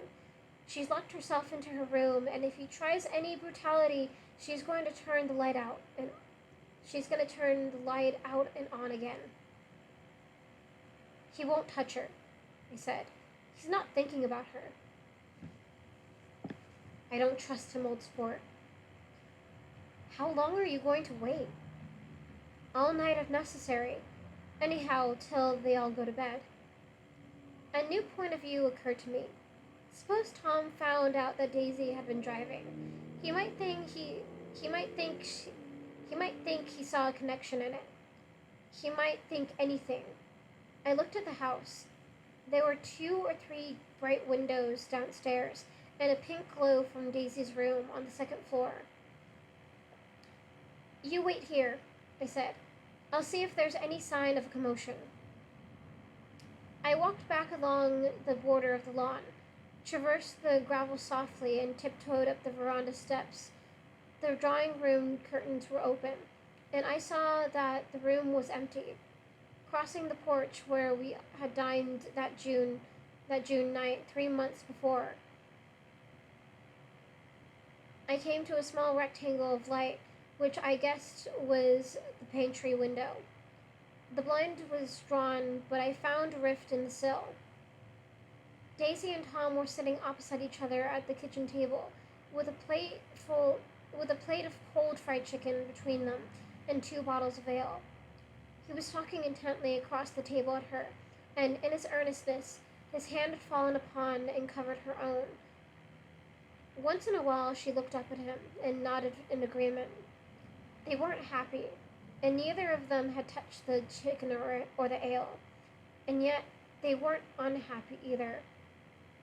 There was an unmistakable air of natural intimacy about the picture, and anyone would have said that they were conspiring together. As I tiptoed from the porch, I heard my taxi feeling its way along the dark road toward the house. Gatsby was waiting where I had left him, in the drive. Is it all quiet up there? He said anxiously. Yes, it's all quiet. I hesitated.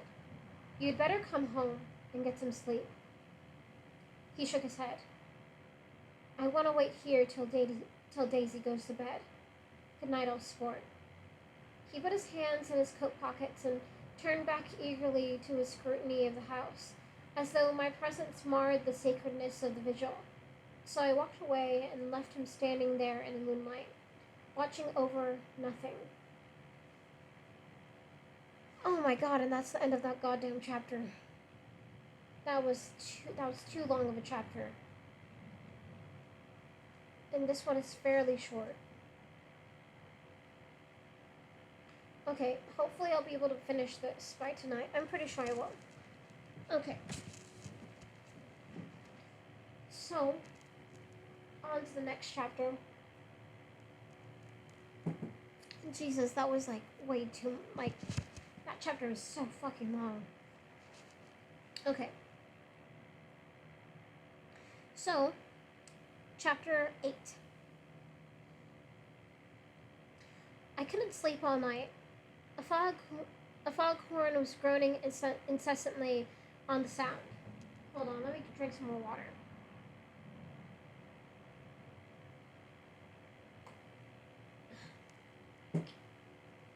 There we go. I couldn't sleep all night. A foghorn was groaning incessantly on the sound, and I tossed half sick between grotesque reality and savage, frightening dreams. Toward dawn, I heard a taxi go up Gatsby's drive, and immediately I jumped out of bed and began to dress. I felt that I had something to tell him, something to warn him about, and morning would be too late.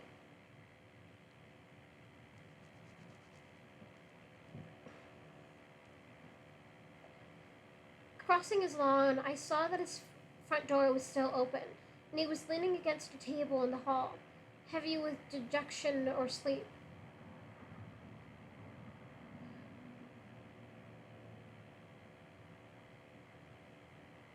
Yeah, heavy with dejection or sleep. Nothing happened, he said wanly.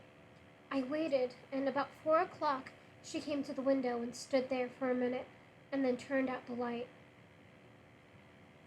His house had never seemed so enormous to me as it did that night when we hunted through the great rooms for cigarettes. We pushed aside we pushed aside curtains that were like pavilions and felt over innumerable feet of dark wall for electric light switches. Once I tumbled once I tumbled with a sort of splash upon the keys of a ghostly once I tumbled with a sort of splash upon the keys of a ghostly piano. There was an inexplicable amount of dust everywhere. Oh fuck, I'm so tired.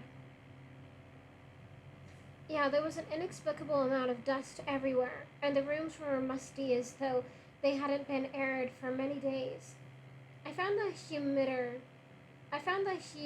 humidor on an unfamiliar table with two stale dry cigarettes inside. Throwing open the French windows of the drawing room, we sat smoking out into the darkness. You ought to go away, I said. It's pretty certain they'll trace your car. Go away now, old sport? Go to Atlantic City for a week, or up to Montreal. He wouldn't consider it. He couldn't possibly leave Daisy until he knew what she was going to do. He was clutching at some last hope, and I couldn't bear to shake him free. It was this night that he told me the strange story of his youth with Dan Cody. Told it to me because Jay Gatsby had broken up like glass against Tom's hard malice, and the long secret extravaganza was played out. I think that he would have acknowledged anything now, without reserve, but he wanted to talk about Daisy. She was the first nice girl he had ever known.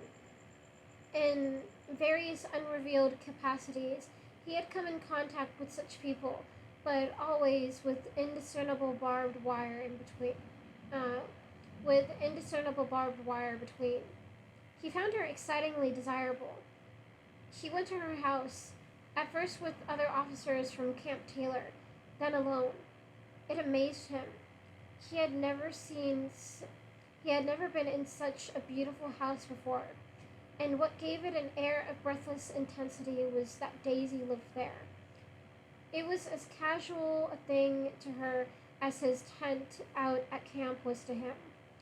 There was a ripe mystery about it, a hint of bedrooms upstairs more beautiful and cool than other bedrooms, of gay and radiant activities taking place through its corridors, and of romances that were not musty and laid away already in lavender, but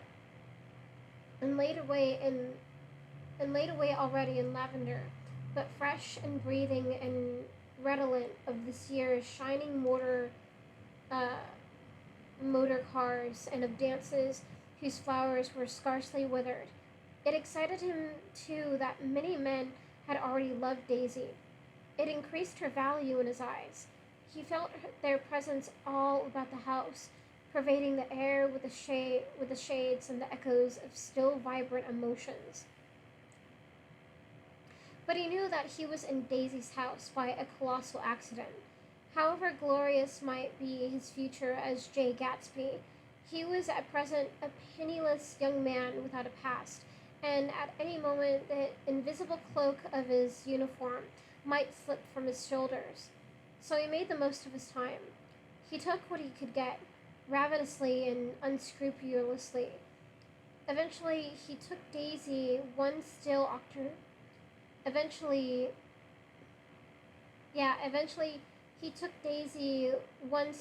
October night. Took her because he had no real right to touch her hand. He might have despised himself, for he had certainly taken her under false pretenses. I don't mean that he had traded on his phantom millions, but that he had deliberately given Daisy a sense of security. He let her believe that he was a person from much the same strata as herself, that he was fully able to take care of her. As a matter of fact, he had no such faculties. He had no he had no comfortable family standing behind him, and he was liable at the whim of an impersonal government to be blown anywhere about the world. But he didn't despise himself, and in turn, yeah, but he didn't despise himself, and it didn't turn out as he had imagined. He had intended, probably, to take what he could and go, but now he found that he had committed himself to the following of a grail. He knew that Daisy was extraordinary, but he didn't realize just how extraordinary a nice girl could be. She vanished into her rich house and into her rich, full life, leaving Gatsby nothing. He felt married to her. That was all. When they met again 2 days later, it was Gatsby who was breathless, who was somehow betrayed. Her porch was bright with the bought luxury of starshine. The wicker of the settee, the wicker of the settee, squeaked fashionably as she turned toward him, and he kissed her curious and lovely mouth. She had caught a cold, and it made her voice huskier and more charming than ever, and Gatsby was overwhelmingly aware of the youth and mystery that wealth imprisons and preserves, of the freshness of many cloths, and of Daisy, gleaming like silver, safe and proud above the hot struggles of the poor. I can't describe to you how surprised I was to find out I loved her old sport. I even hoped for a while that she'd throw me over, but she didn't, because she was in love with me too. She thought I knew a lot because I knew different things from her. Well, there I was, way off my ambitions, getting deeper in love every minute, and all of a sudden I didn't care. What was the use of doing great things if I could have a better time telling her what I was going to do? On the last afternoon before he went abroad, he sat with Daisy in his arms for a long silent time. It was a cold fall day with fire in the room, and her cheeks flushed. Now and then she moved, and he changed his arm a little, and once he kissed her dark shining hair. The afternoon had made them tranquil for a while, as if to give them a deep memory for the long parting the next day promised. They had never been closer in their month of love, nor communicated more profoundly with one another than when she brushed silent lips against his coat's shoulder, or when he touched the end of her fingers, gently, as though she were asleep. He did extraordinarily well in the war. He was a captain before he went to the front, and following the Argonne battles, he got his majority and the command of the divisional machine guns. After the armistice, he tried frantically to get home, but some complication or misunderstanding sent him to Oxford instead. He was worried now. There was a quality of nervous despair in Daisy's letters. She didn't see why he couldn't come. She was feeling the pressure of the world outside, and she wanted to see him and feel his presence beside her, and be reassured that she was doing the right thing after all. For Daisy was young, and her artificial world was redolent with orchids and pleasant, cheerful snobbery and orchestras which set the rhythm of the year, summing up the sadness and suggestiveness of life in new tunes. All night the saxophones wailed the hopeless comet of the Beale Street blues. while 100 pairs of golden and silver slippers shuffled the shining dust. At the great tea hour, at the great tea hour, there were always rooms that throbbed incessantly with this low, sweet fever, while fresh faces drifted here and there like rose petals blown by the sad thorns around the floor. Through this twilight universe, Daisy began to move again with the season. Suddenly, she was again keeping half a dozen dates a day with half a dozen men and drowsing asleep at dawn with the beads and chiffon of the evening dress tangled among dying orchids on the floor beside her bed. And all the time, something within her was crying for a decision. She wanted her life shaped now, immediately, and the decision must be made by some force of love, of money, of unquestionable practicality that was close at hand. That force took shape in the middle of spring with the arrival of Tom Buchanan. There was a wholesome bulkiness about his person and his position, and Daisy was flattered. Doubtless there was a certain struggle and a certain relief. The letter reached Gatsby while he was still at Oxford. It was dawn now on Long Island, and we went about opening the rest of the windows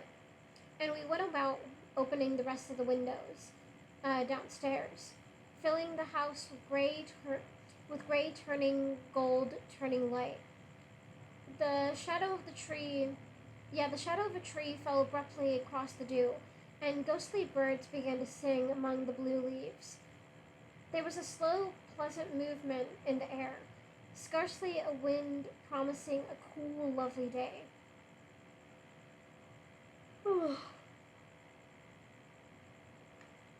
I don't think she ever loved him. Gatsby turned around from a window and looked at me challengingly. You must remember, old sport. She was very excited this afternoon. He told her those things in a way that frightened her, that made it look as if she was some kind of cheap sharper. And the result was she hardly knew what she was saying. He sat down gloomily. Of course she might have loved him, just for a minute, when they were first married, and loved me even more then. Do you see? Suddenly he came out with a curious remark. In any case, he said, it was just personal. What could you make of that, except to suspect some intensity in his conception of the affair that could have been measured? He came back from France when Tom and Daisy were still on their wedding trip, and made a miserable but irresistible journey to Louisville on the last of his army pay. He stayed there a week, walking the streets where their footsteps had clicked together through the November night, and revisiting the out of the way places to which they had driven in her white car. Just as Daisy's house had always seemed to him more mysterious and gay than other houses, so his idea of the city itself, even though she was gone from it, was pervaded with a melancholy beauty. He left feeling that if he had searched harder, he might have found her, that he was leaving her behind. The day coach, he was penniless now, was hot. He went out to the open vestibule and sat down on a folding chair, and the station slid away, and the backs of unfamiliar buildings moved by. Then out into the spring fields, where a yellow trolley raced them for a minute with people in it who might once have seen the pale magic of her face along the casual street.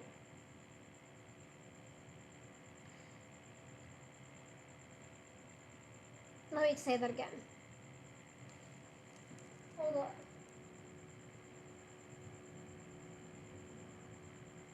Okay. Yeah, then out into the spring fields, where a yellow trolley raced them for a minute, with people in it who might have once seen the pale magic of her face along the casual street. The track curved, and now it was going away from the sun, which, as it sank lower, seemed to spread itself in benediction over the vanishing city, where she had drawn her breath. He stretched out his hand desperately, as if to snatch only a wisp of air, to save a fragment of the spot that she had made lovely for him. But it was all going by too fast. Yeah, but it was all going by too fast now for his blurred eyes, and he knew that he had lost that part of it, the freshest and the best, forever.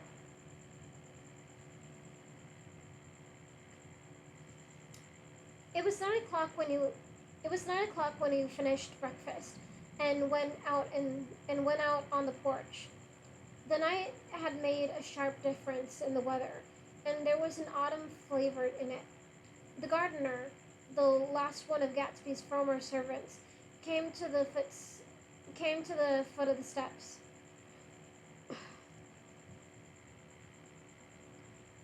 I'm going to drain the pool today, Mr. Gatsby. Leaves will start falling pretty soon, and there's always trouble with the pipes. Don't do it today, Gatsby answered. He turned to me apologetically. You know, old sport, I've never used that pool all summer. Oh, he's gonna use it by the end of this fucking book. I'll tell you that.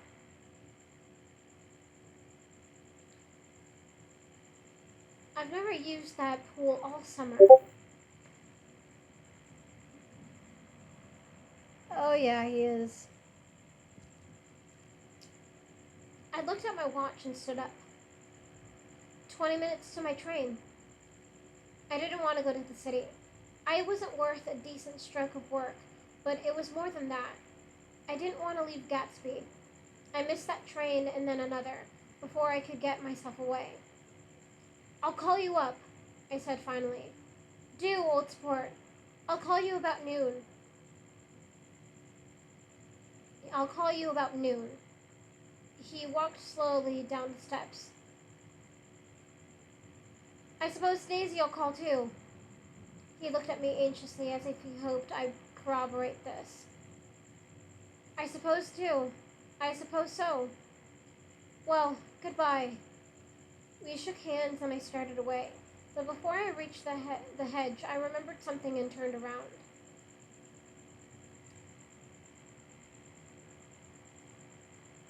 They're a rotten crowd. They're a rotten crowd, I shouted across the lawn. You're worth the whole damn bunch put together. I had always been glad I said that. I've always been glad I said that. It was the only compliment I ever gave him, because I disapproved of him from beginning to end. First, he nodded politely, and then his face broke into that radiant and understanding smile, as if we'd been in ecstatic cahoots on that fact all the time. His gorgeous pink rag of a suit made a bright spot of color against the white steps, and I thought of the night when I first came to his ancestral home 3 months before. The lawn and the drive had been crowded with the faces of those who guessed at his corruption, and as he stood on those steps, concealing his incorruptible dream, as he waved them goodbye, I thanked him for his hospitality. We were always thanking him for that. I and the others. Goodbye, I called. I enjoyed breakfast, Gatsby. Let me readjust myself.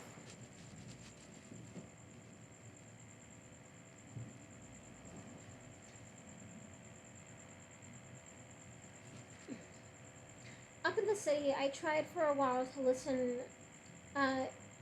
Up in the city, I tried for a while to list the quotations on an interminable amount of stock. Then I fell asleep in my swivel chair. Just before noon, the phone woke me, and I was started up with sweating out on my forehead, with sweat breaking out on my forehead. It was Jordan Baker. She often called me up at this hour because the uncertainty of her own movements between hotels and clubs and private houses made her hard to find in any other way.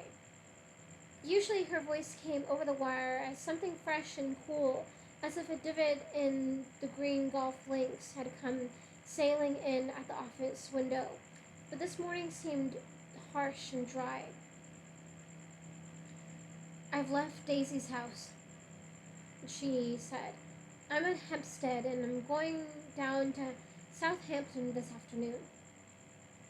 Probably it had been tactful to leave Daisy's house, but the act annoyed me and her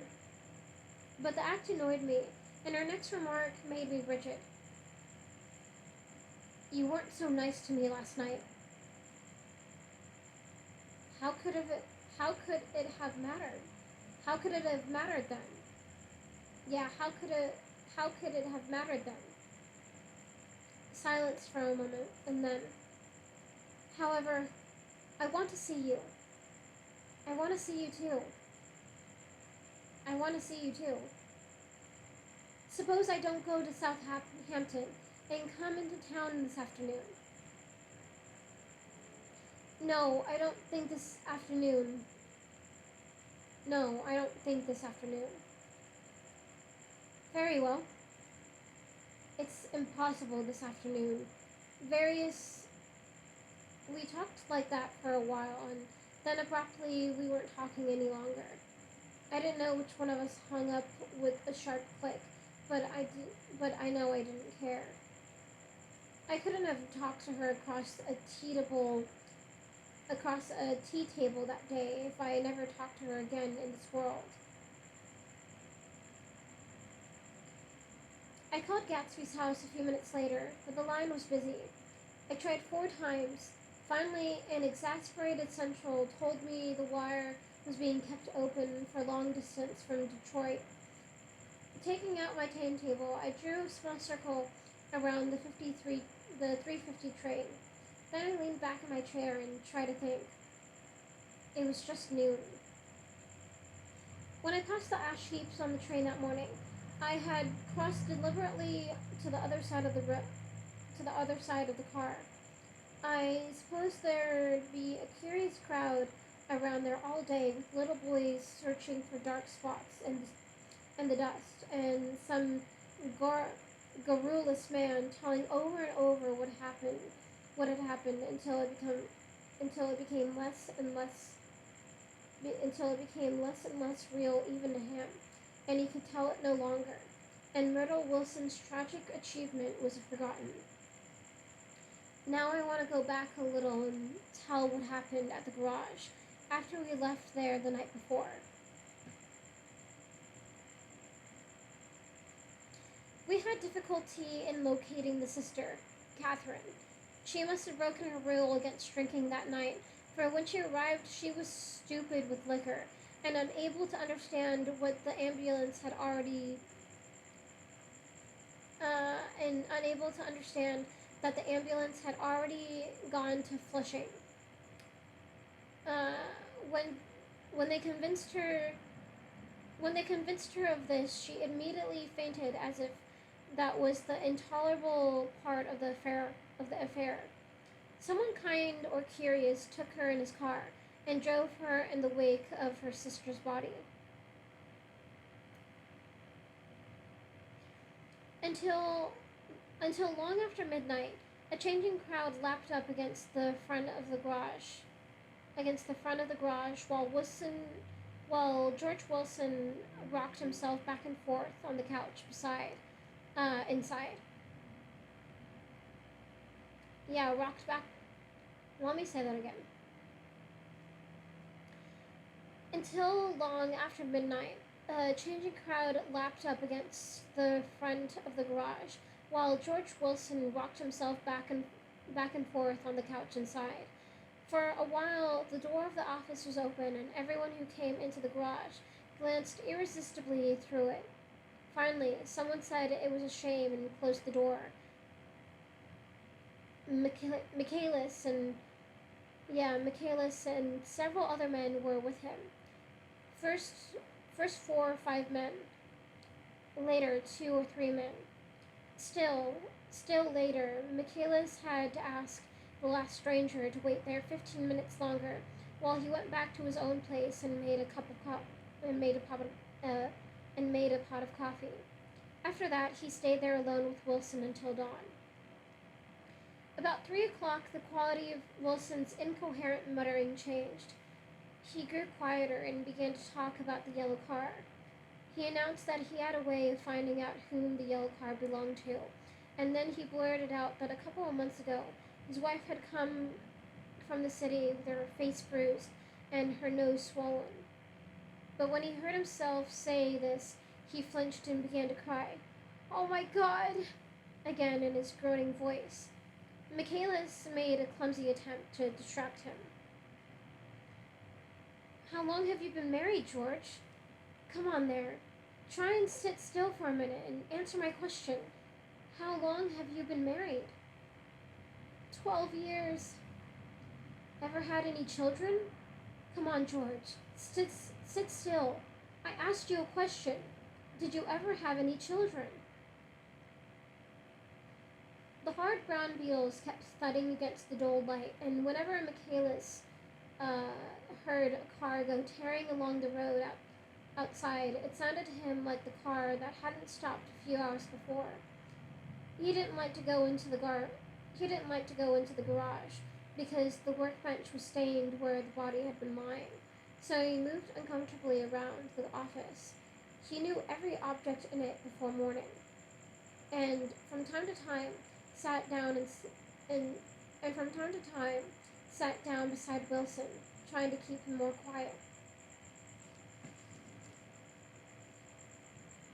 Have you got a church to go to sometimes, George?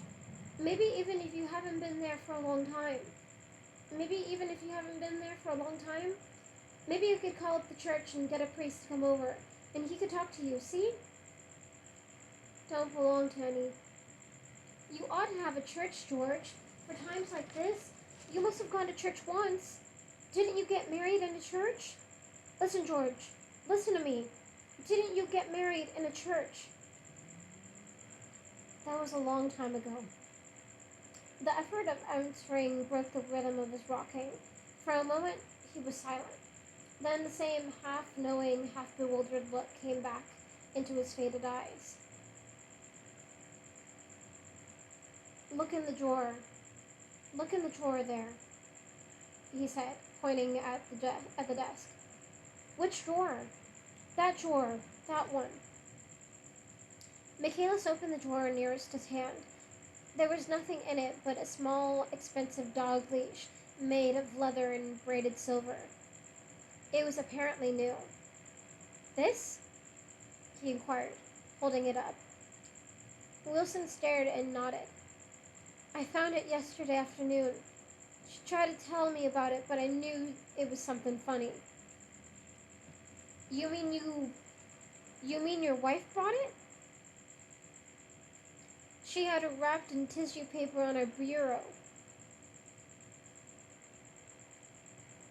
Michaelis didn't see anything odd in that, and he gave Wilson a dozen reasons why his wife might have bought a dog leash. But conceivably, Wilson had heard some of these same explanations before. From Myrtle, because he began saying, "Oh my God," again in a whisper. His comforter left several explanations in the air. Then he killed her, said Wilson. His mouth dropped open suddenly. Who did? I have a way of finding out. George, you're morbid. No. You're morbid, George, said his friend. This has been a strain to you, and you don't know what you're saying. You better try and sit quiet till morning.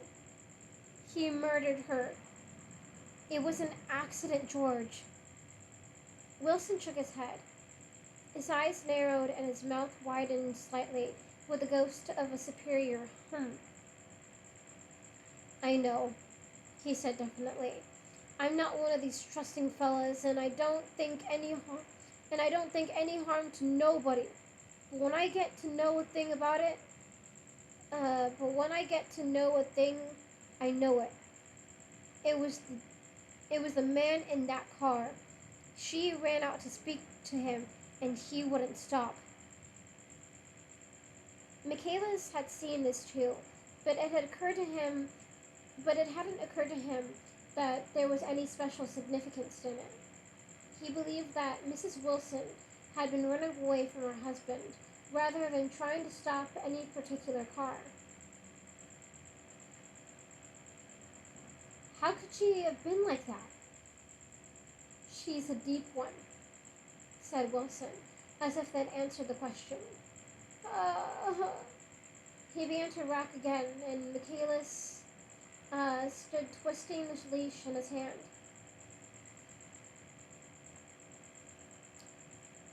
Maybe you got some friend that I can telephone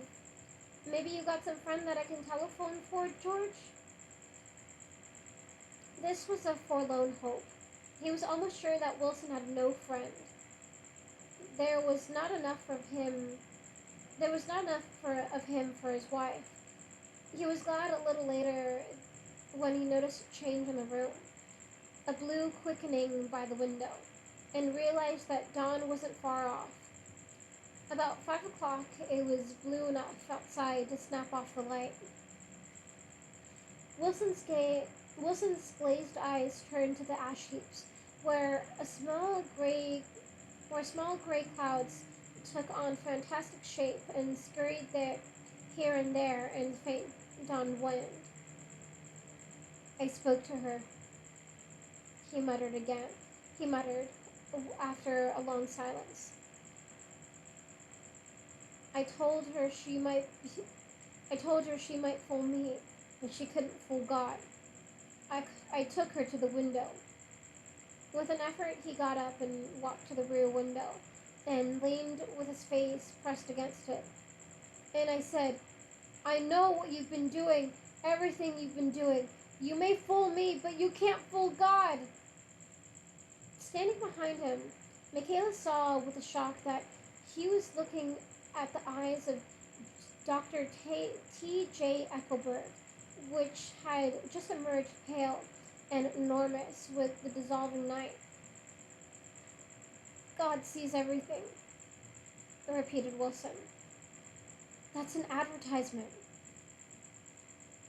Michaelis assured him.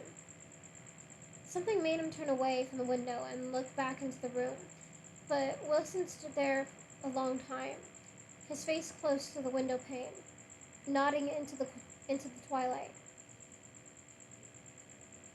By 6 o'clock, Michaelis was worn out and grateful for the sound of a car stopping outside. It was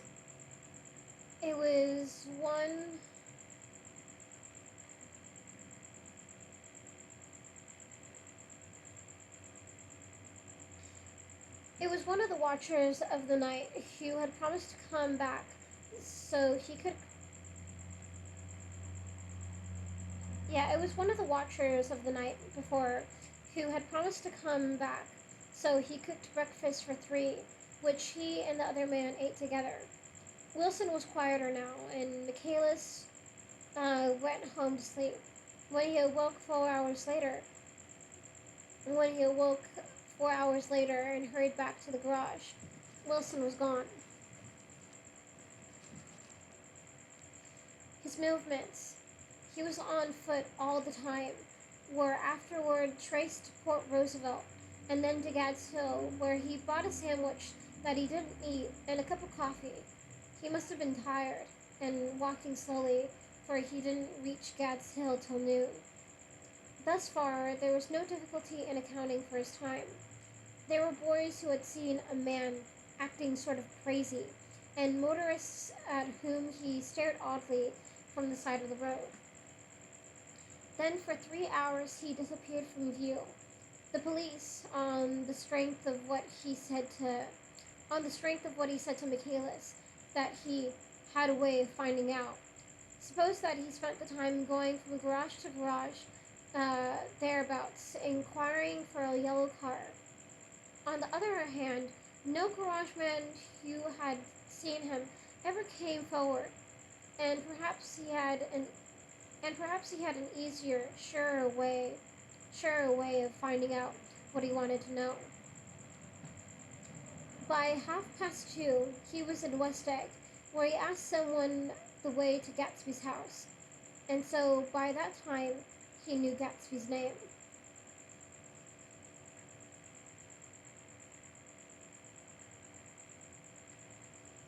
At 2:00, Gatsby put on his bathing suit and left.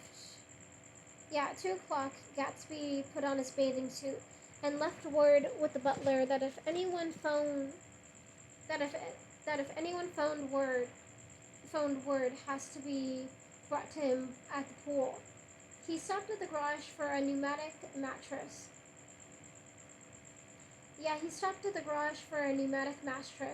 That had amused his guests during the summer, and the chauffeur helped him pump it up.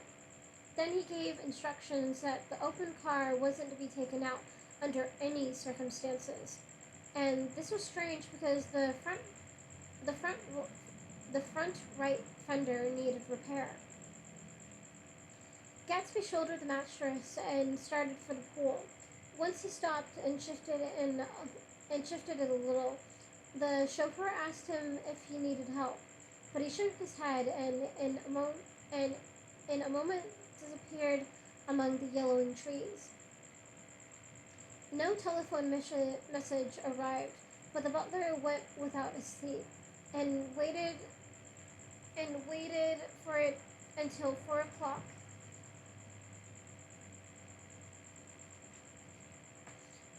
Long after there was anyone to give it to if it came. I have an idea that Gatsby himself didn't believe it would come, and perhaps he no longer cared. If that was true, he must have felt that he had lost the warm. If that was true, he must have felt that he had lost the old warm world, paid a high price for living too long with a single dream. He must have looked up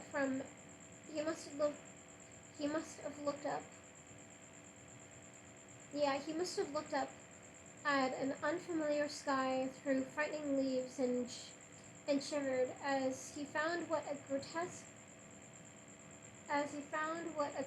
thing arose here. And shivered as he found what a grotesque thing aroses, and how raw the sunlight was upon the scarcely created grass. A new world, material without being real, where poor ghosts, breathing dreams like air, drifted fortuitously about, like that ashen, fantastic figure gliding toward him through the amorphous tree. The chauffeur, he was one of Wolfsheim's proteges, heard the shots. Afterward, he could only say that he hadn't thought of anything much about them. I drove from the station directly to Gatsby's house, and my rushing anxiously up the front steps was the first thing that alarmed anyone. But they knew then, I firmly believe. Hold on.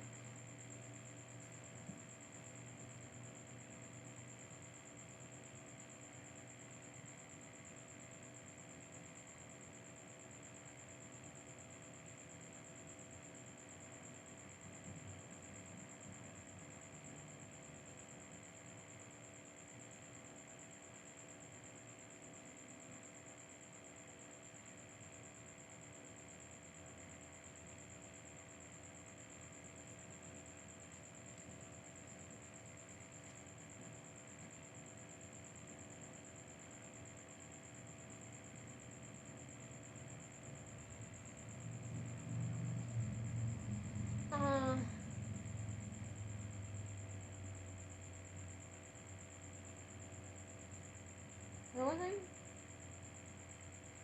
Oh, okay. I drove from the station directly to Gatsby's house, and my rushing anxiously up the front steps was the first thing that alarmed anyone. But they knew then, I firmly believe. With scarcely a word said, four of us, the chauffeur, butler, gardener, and I, hurried down to the pool. There was a faint, barely perceptible movement of the water as the fresh flow from one end urged its way toward the drain at the other. With little ripples that were hardly the shadows of waves, the laden mattress moved irregularly down the pool. The small gust of wind that scarcely corrugated the surface was enough to disturb its accidental course with its accidental burden.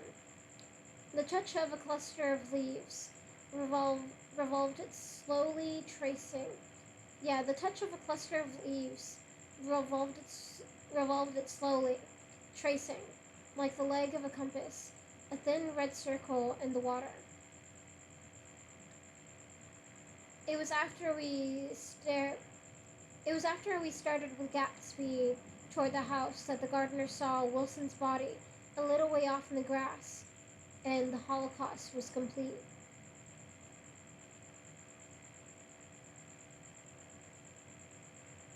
Oh shit, I didn't know Wilson killed himself too. Damn. But yes, that is the end of that chapter. We still have one more chapter to go.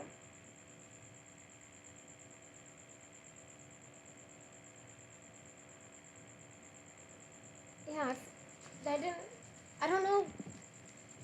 I don't think Wilson dies in the movie. I don't remember him dying in the movie. Maybe he dies and I just don't remember. Also, Chandler, I do want to rewatch Gatsby. I think I told you already.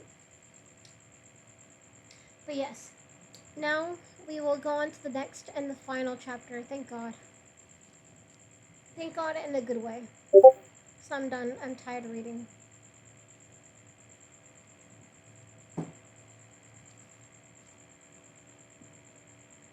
Cool. Okay, the next chapter is called Chapter 9.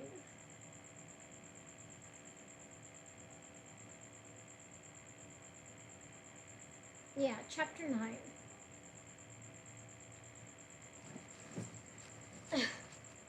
After 2 years, I remember the rest of that day, and that night, and the next day, only as an endless drill of police and photographers and newspapermen in and out of Gatsby's front door.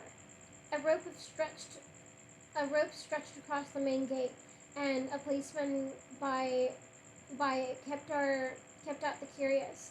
But little boys soon discovered that they could enter through my yard, and there were always a few of them clustered open-mouthed about the pool. Someone with a positive manner, perhaps a detective, used the expression madman as he bent over Wilson's body that afternoon, and the adventitious authority of his voice set the key for the newspaper reports next morning. Most of those reports were a nightmare, grotesque, circumstantial, eager, and untrue. When Michaelis's testimony at the inquest was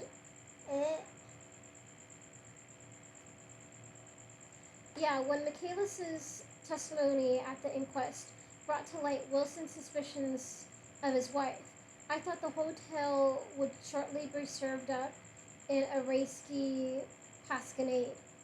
But Catherine, he might have said anything, didn't say a word. She showed a surprising amount of character about it too. Looked at the corner of the determined eyes under that corrected brow of hers, and swore that her sister had never seen Gatsby that her sister was completely happy with her husband, that her sister had been into no mischief whatsoever. In yeah, that her sister had been in no mischief whatever.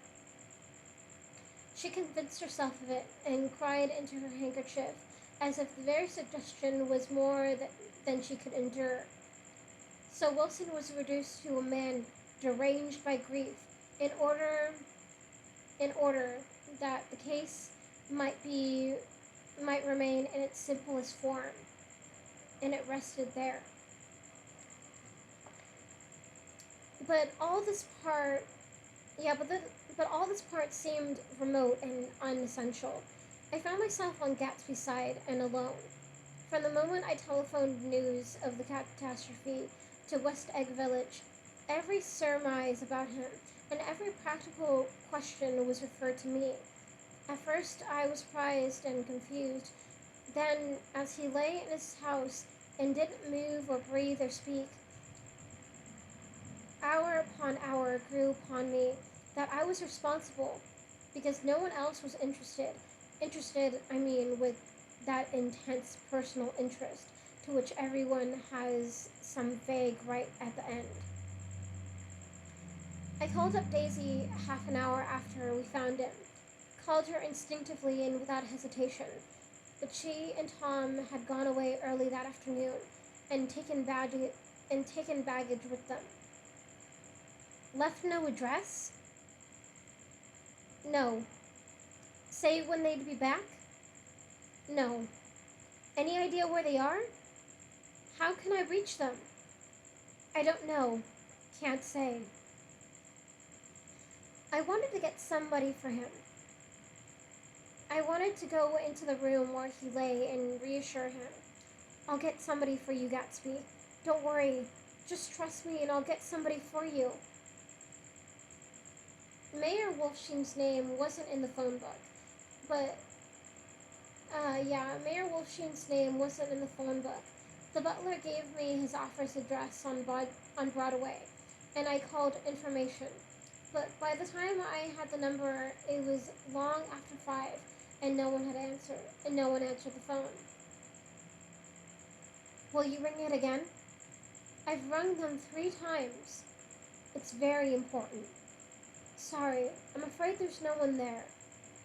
I went back to the drawing room and thought for an instant that they were chance visitors, all these official people who suddenly filled in. But they drew back the sheet and looked at Gatsby with unmoved eyes. His protest continued in my brain. Look here, old sport. You've got to get somebody for me. You've got to try hard. I can't go through this alone. Someone started to ask me questions, but I broke away and going upstairs slipped hastily through the unlocked parts of his desk. He'd never told me definitely that his parents were dead, but there was nothing, only the picture of Dan Cody, a token of forgotten violence staring down from the wall. Next morning, I sent the butler to New York with a letter to Wolfsheim, which asked for information and urged him to come out on the next train. That request seemed superfluous when I wrote it. I was sure he'd start when he saw the newspapers, just as I was sure there'd be a wire from Daisy before noon. But neither a wire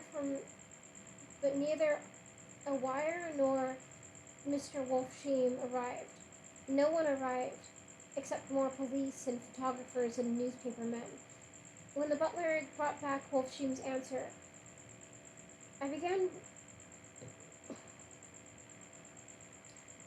when the butler brought back Wolfsheim's answer, I began to have a feeling of defiance, of scornful solidarity between Gatsby and me against them all.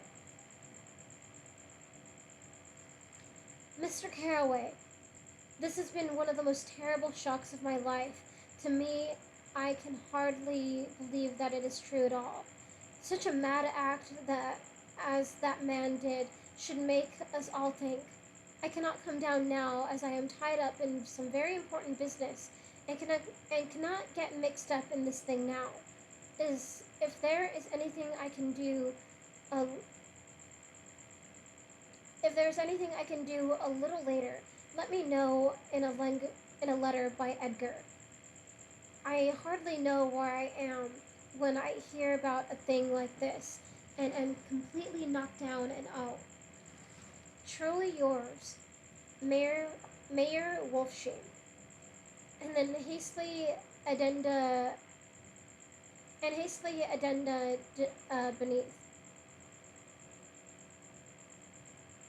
Let me know about the funeral, etc. Do not know his family at all. When the phone rang that afternoon, and long distance said Chicago was calling,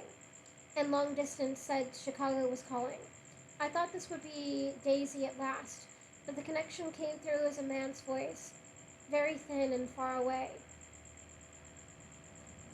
This is Slagle speaking. Yes? The name was unfamiliar.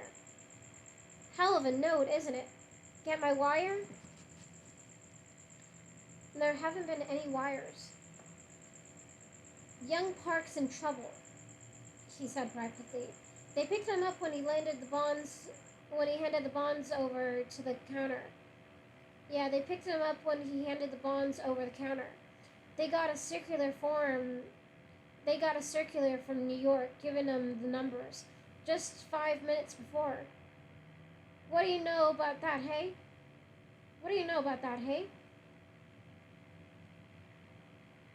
You never can tell when you never can tell in these hick towns. Hello, I interrupted breathlessly. Look here. This isn't Mr. Gatsby. Mr. Gatsby's dead. There was a long silence on the other end of the wire, followed by an exclamation. Then a little squawk as the connection was broken. I think it was on the third day that a telegram signed Henry C. Gatz arrived from a town in Minnesota. It was said that the sender was leaving immediately, and to postpone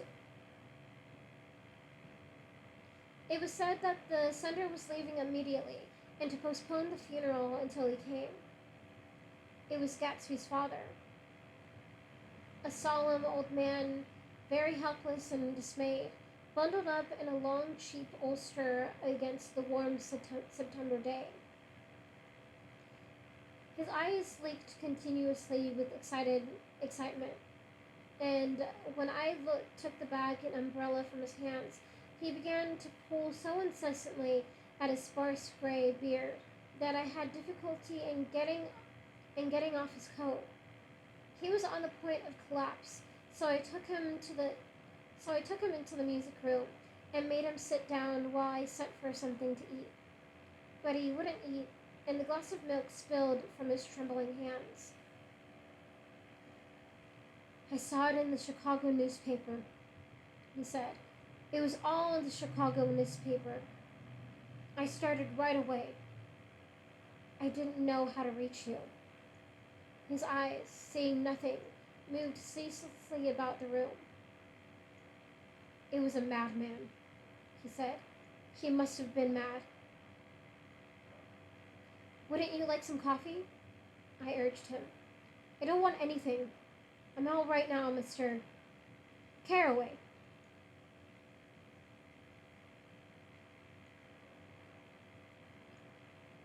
Well, I'm all right now. Where have they got Jimmy? I took him to the drawing room where his son Jay. I took him into the drawing room where his son lay, and left him there. Some little boys had come up on the steps and were looking into the hall. When I told them who had arrived, they went reluctantly away. After a little while, Mr. Gatz opened the door and came out, his mouth ajar, his face flushed, his eyes leaking, isolated and unpunctual, his eyes leaking isolated and unpunctual tears. He had reached an age where death no longer has the quality of ghastly surprise, and when he looked around him, now for the first time, and saw the height and splendor of the hall and the great rooms opening out from it into other rooms, his grief began to be mixed with an odd pride. I helped him to a bedroom upstairs. While he took off his coat and vest, I told him that all arrangements had been deferred until he came.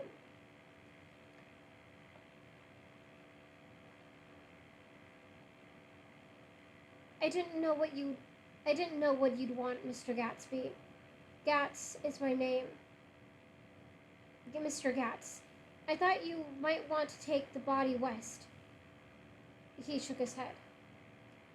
Jimmy always liked it better down east. He rose up to his position in the east. Were you a friend of my boy's, Mr. We were close friends. He had a big future ahead of him, you know. He was only a young man, but he had a lot of brain power here. He touched his head impressively, and I nodded. If he'd have lived, he'd have been a great man. A man like James J. Hill. He'd have helped build up the country. That's true, I said uncomfortably. He fumbled at the embroidered coverlet, trying to take it from the bed, and lay down stiffly. It was instantly asleep. That night, an obviously frightened person called up and demanded to know who I was before he would give his name. This is Mr. Carraway, I said. Oh, he sounded relieved. This is Klipspringer. I was relieved too, for that seemed to promise another friend of Gatsby. For that seemed to promise another friend at Gatsby's grave. I didn't want it to be in the papers and draw a sightseeing crowd, so I'd been calling up a few people myself. They were hard to find.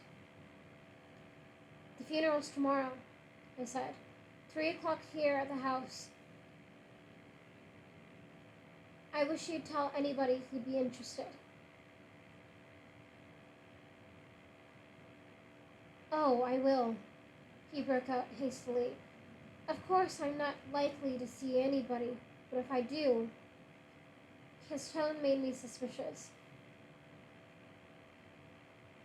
Of course you'll be there yourself.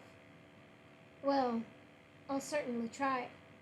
What I called up about is... Wait a minute, I interrupted. How about saying you'll come? Well, the truth of the matter is that I'm staying with some people up here in Greenwich, and they'd rather expect me not to be with them tomorrow. In fact, there's a sort of picnic or something. Of course, I'll do my very best to get away. I ejaculated an unrestrained, huh, and you must have heard me when he went on nervously. What I called up about was a pair of shoes I left there. I suppose if it'd be too much trouble to have the butler send them on. You see, they're tennis shoes, and I'm sort of helpless without them. My address is care of BF. I didn't hear the rest of the name because I hung up the receiver.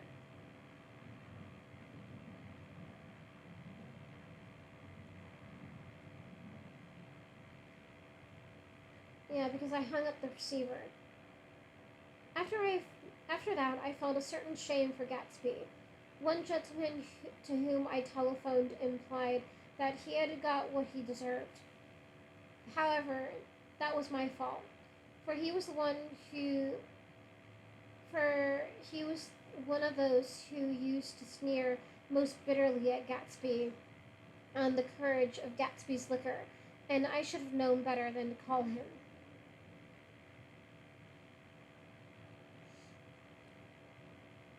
The morning of the funeral, I went up to New York to see Mayor Wolfsheim. I couldn't seem to reach him any other way. The door that I pushed open on the advice of the elevator boy was marked, the swastika holding company, and at first there didn't seem to be anyone inside. But when I shouted "Hello" several times in vain, an argument broke out behind our partition, and presently a lovely Jewess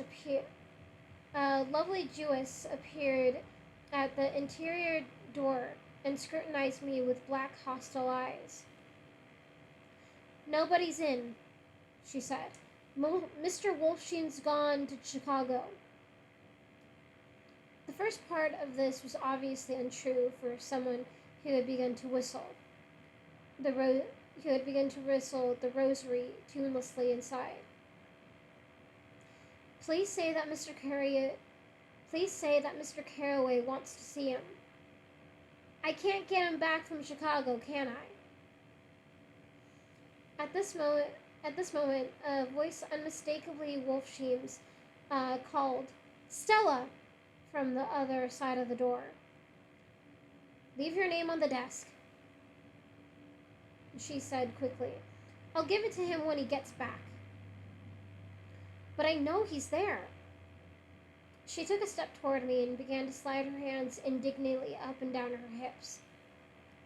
"You young men think you can force your way in here any time," she scolded. "We're getting cantered."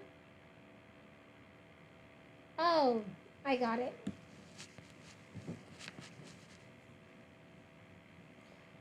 "You young men think you can force your way in here any time," she scolded. "We're getting sick and tired of it. When I say he's in Chicago, he's in Chicago." I mentioned Gatsby. "Oh," she looked at me over again. "Well, what was your name?" She vanished. In a moment, Mayor Wolfsheim stood solemnly in the door, holding out both hands. Oh, sorry, I gotta fucking readjust myself because my butt is getting flat, getting numb flat. Yeah.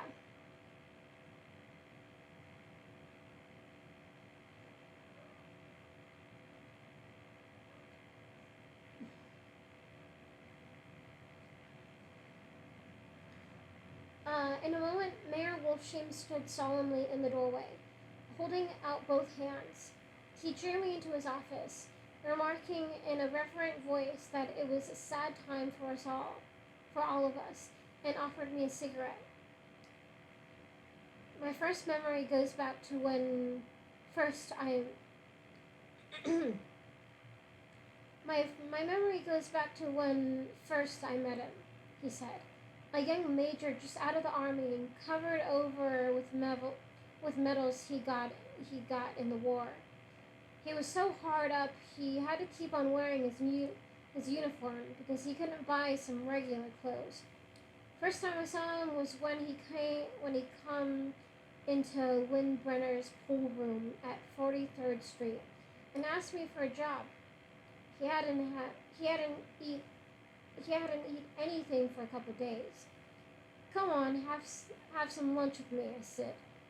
He ate more than $4 worth of food in half an hour. Did you start him in business?" I inquired. "Start him? I made him." "Oh." "I raised him up out of nothing, right out of the gutter.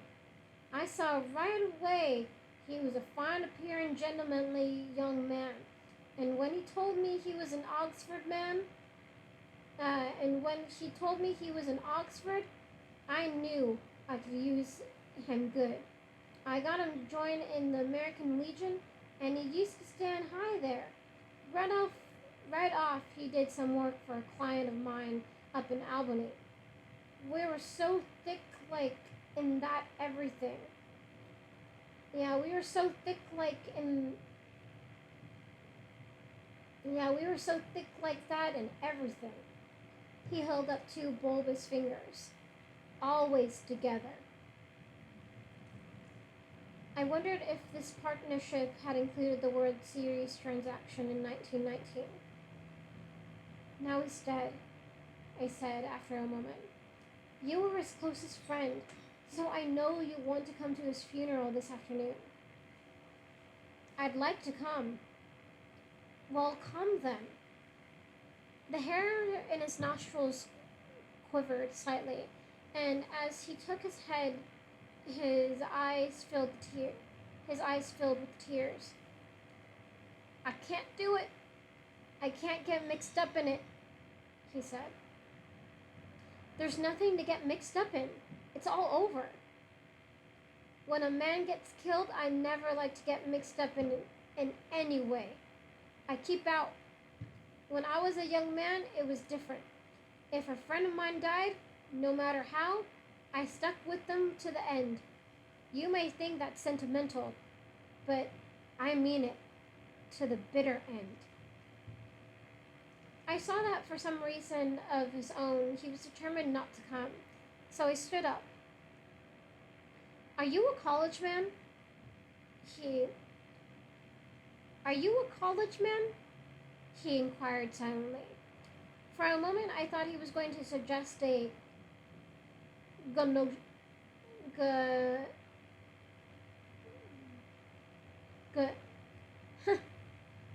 yeah, for a moment I thought he was going to suggest a connection, but he only nodded and shook my hand. Let us learn to show our friendship for a man when he is alive, not after he is dead, he suggested. After that, my own rules is to never. After that, my own rules is to let everything alone. When I left his office, the sky had turned dark, and I got back to West Egg in a drizzle.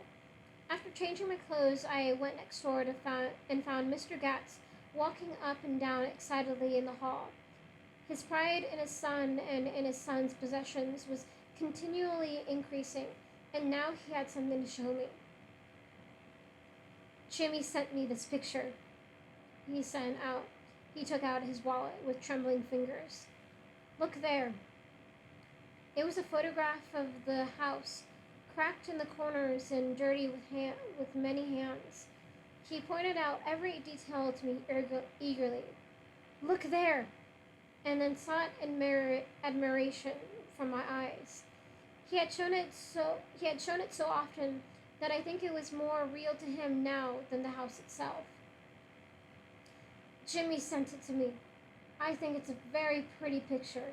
It shows up well. Very well. Had you seen him lately? He come out to see me 2 years ago and bought me the house I live in now. Of course, we was broke up when he run off from home, but I see now there was a reason for it. He knew he had a big future in front of him, and ever since he made a success, he was very generous with me. He seemed reluctant to put away the picture, held it for another minute, lingeringly before my eyes. Then he returned the wallet and pulled from his pocket a ragged old copy of a book called Hop Along Cassidy. Look here. This is a book he had when he was a boy. It just shows you. He opened it at the back cover and turned it around for me to see. On the last flyleaf was printed the word schedule and the date September 12th, 1906, and underneath, rise from bed, 6 a.m., dumbbell exercise and wall scaling, 6:15 to 6:30 a.m. Steady electricity, etc. 7:15 to 8:15 a.m. Work, 8:30 to 4:30 p.m. I'm thinking 8:30 a.m. to 4:30 p.m. Baseball and sports, 4:30 to 5 p.m. Practice elocution. Practice elocution, poise, and how to attain it, 5 to 6 p.m. Study needed inventions, 7 to 9 p.m. General resolves. No wasting time after shafters or a name indecipherable. No more smoking or chewing. Bathe every other day. Read one improving book or magazine per week. Save $5, crossed out. $3 per week. Be better to parents. I came across this book by accident, said the old man. It just shows you, don't it? It just shows you. Jimmy was bound to get ahead. He always had some resolves like this or something. Did you notice what he's got about improving his mind? He was always great for that.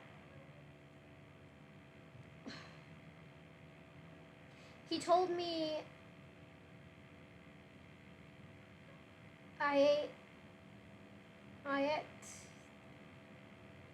He told me I ate like a hog once, and I beat him for it.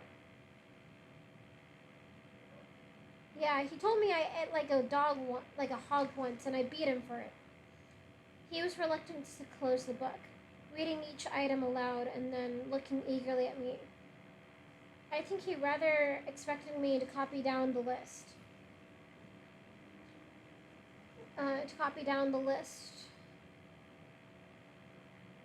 For my own use. A little before 3, the Lutheran minister arrived from Flushing, and I began to look involuntarily out the windows for other cars. So did Gatsby's father.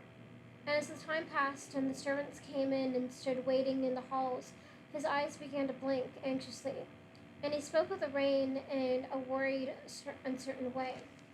The minister glanced several times at his watch, so I took him aside and asked him to wait for half an hour. But it wasn't any use. Nobody came. About 5 o'clock, our procession of 3 cars reached the cemetery and stopped in a thick drizzle beside the gate. First a motor hearse, horribly black and wet, when Mr. Gatz and the minister and I in the limousine, and a little later, 4 or 5 servants and the postman at West Egg and Gatsby's station wagon, all wet to the skin. As we started through the gate into the cemetery, I heard a car stop and then the sound of someone splashing after us over the soggy ground. I looked around. It was the man with owl-eyed glasses whom I found marveling over Gatsby's book in the library one night 3 months before. I'd never seen him since then. I didn't know how he knew about the funeral or even his name. The rain poured down his thick glasses, and he took them off and wiped them to see the protecting canvas unrolled from Gatsby's grave.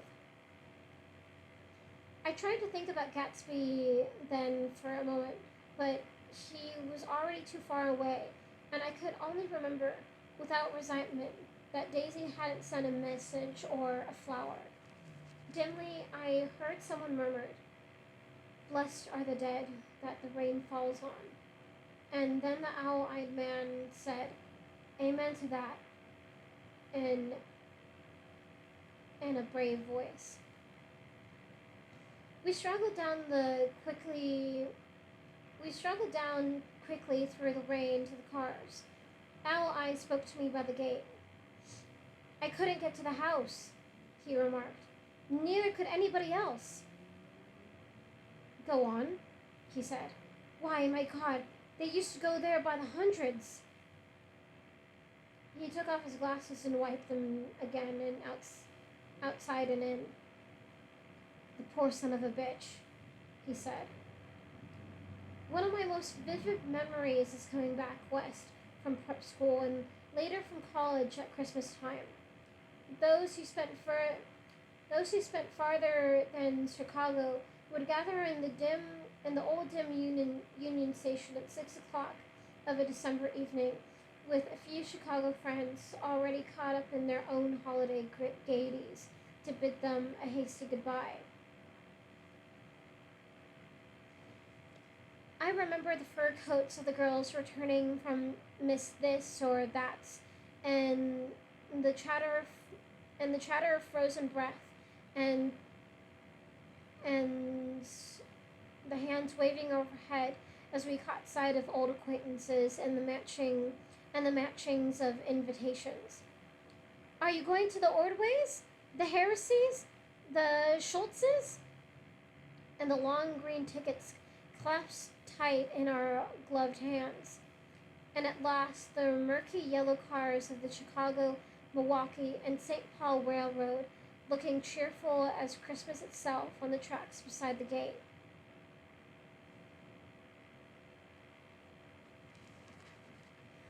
When we pulled out into the winter night and the real snow, our snow, began to stretch out beside us and twinkle against the windows, and the dim lights of small Wisconsin stations moved by, a sharp walled brace came suddenly into the air. We drew in deep breaths of it. We drew in deep breaths of it as we walked back from dinner through the cold vestibules.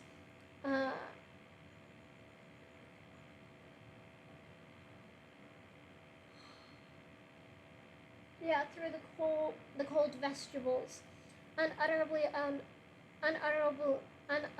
aware of our identity with this country, for one strange hour before we melted indistinguishably into it again.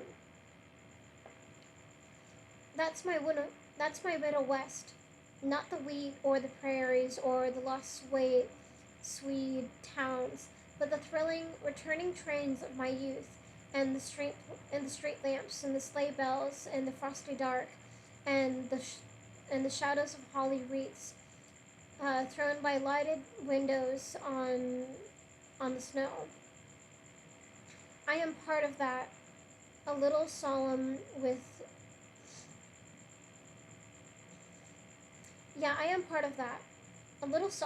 the feel of those long winters, a little complacent from growing up in the Caraway house, in a city where dwellings were still called through decades by a family name.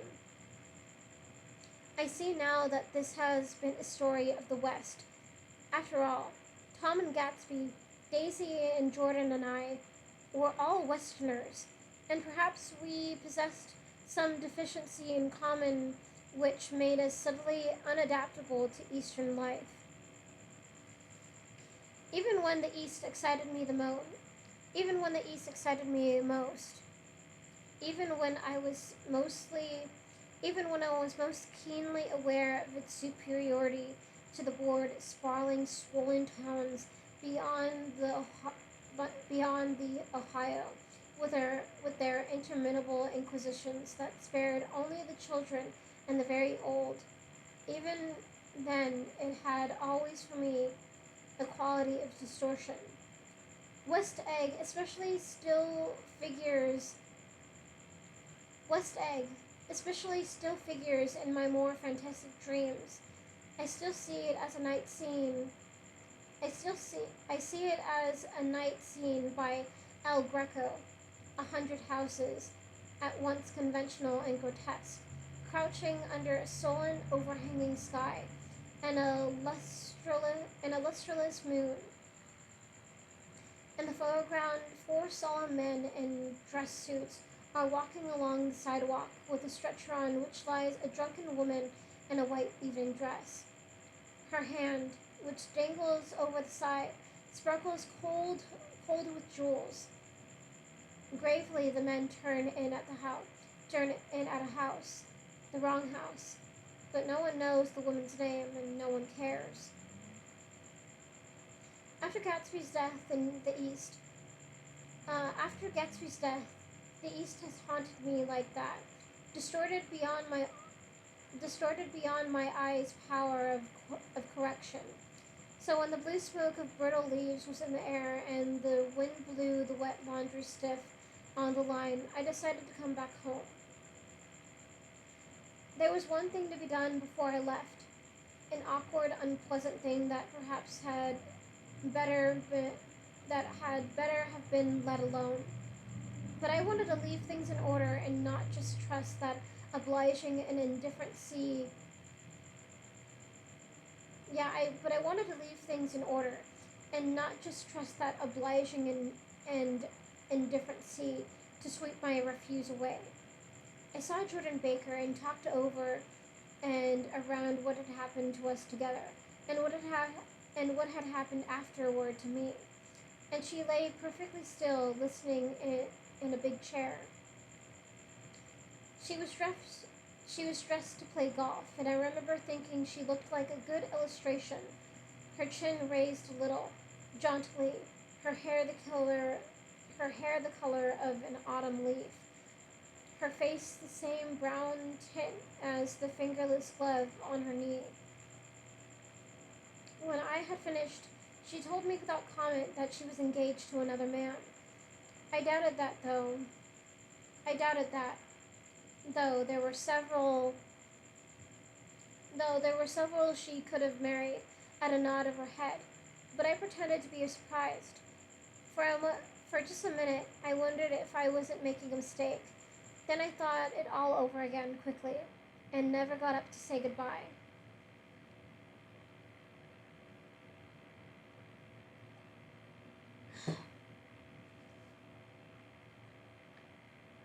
Nevertheless, you did throw me over, said Jordan suddenly. You threw me over on the telephone. I don't give a damn about you now, but it was a new experience for me, and I felt a little dizzy for a while. We shook hands. Oh, and do you remember, she added, a conversation we had once about driving a car? Why, not exactly. You said a bad driver was only safe until she met another bad driver. Well, I met another bad driver, didn't I? I mean, it was careless of me to make such a wrong guess. I thought you were rather an honest, straightforward person. I thought it was your secret pride. I'm 30, I said. I'm 5 years too old to lie to myself and call it honor. She didn't answer. Angry and half in love with her and tremendously sorry, I turned away. Let me move again.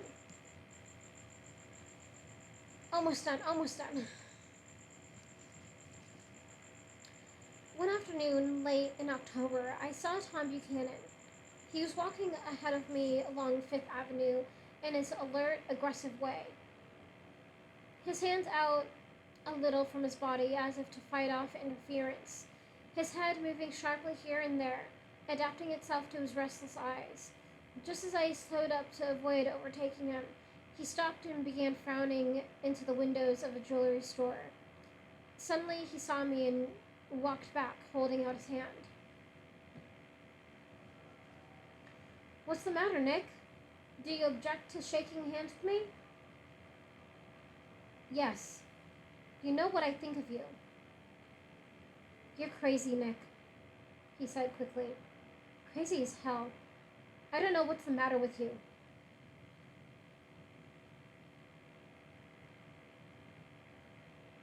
Tom, I inquired, what did you say to Wilson that afternoon? He stared at me without a word, and I knew I had guessed right about those missing hours.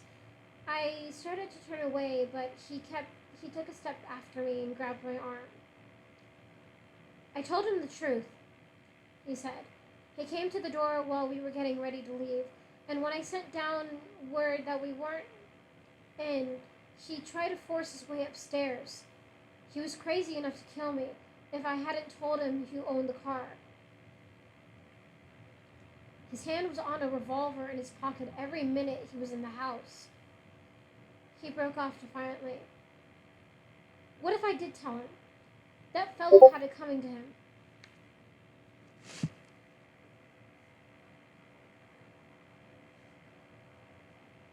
Hold on.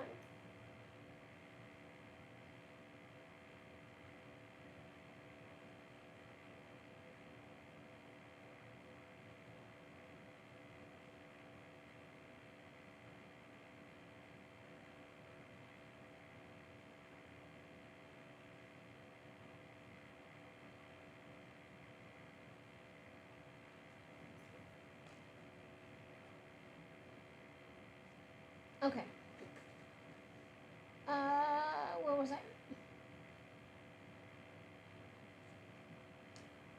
What if I did tell him?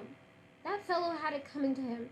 He threw dust into your eyes just like he did in Daisy's, but he was a tough one. He ran over Myrtle like you'd run over a dog and never even stopped his car. There was nothing I could say, except the one utterable fact that it wasn't true. And if you think I didn't have my share of suffering, look here. When I went to give up that flat and saw that damn box of dog biscuits sitting there on the sideboard, I sat down and cried like a baby. My God, it was awful. I couldn't forgive him or like him, but I saw that what he had done was... Yeah, I couldn't forgive him or like him, but I saw that what he had done was, to him, entirely justified. It was all very careless and confused. They were careless people, Tom and Daisy. They smashed up things and creatures and then retreated back to their money and their vast carelessness or whatever it was that kept them together and let people clean up the mess they had made. I shook hands with him. It seemed silly not to, for I felt suddenly as though I were talking to a child.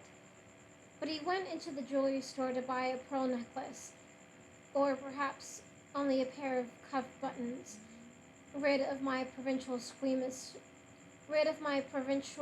squeamishness forever. Gatsby's house was still empty when I left. The grass on his lawn had grown as long as mine. One of the taxi drivers in the village never took a fare past the entrance gate without stopping for a minute and pointing inside.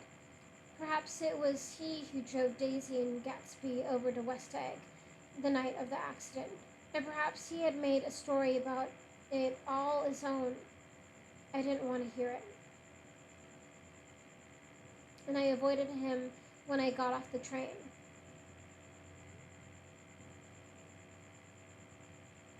I spent my Saturday nights in New York because those gleaming, dazzling parties of his were with me so vividly that I could still hear the music and the laughter, faint and incessant, from his garden and the cars going up and down his drive.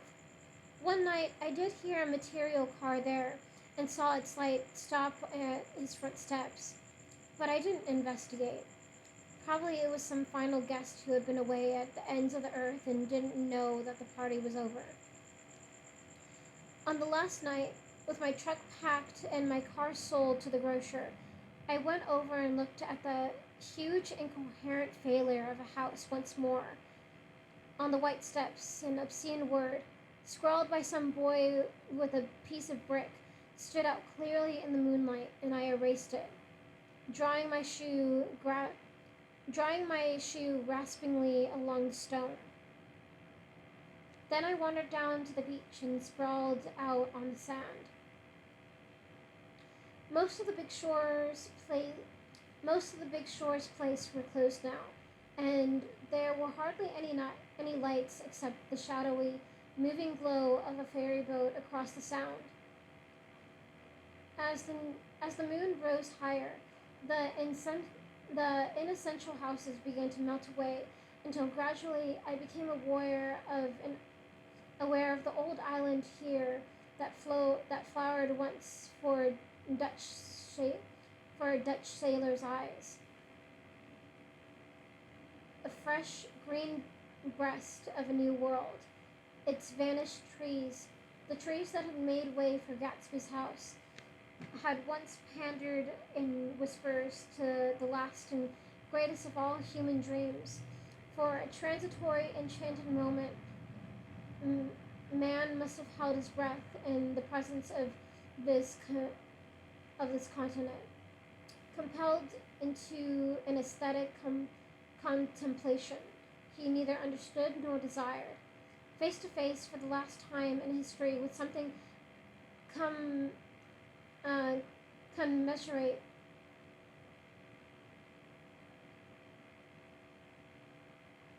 with something commensurate. Ah, really?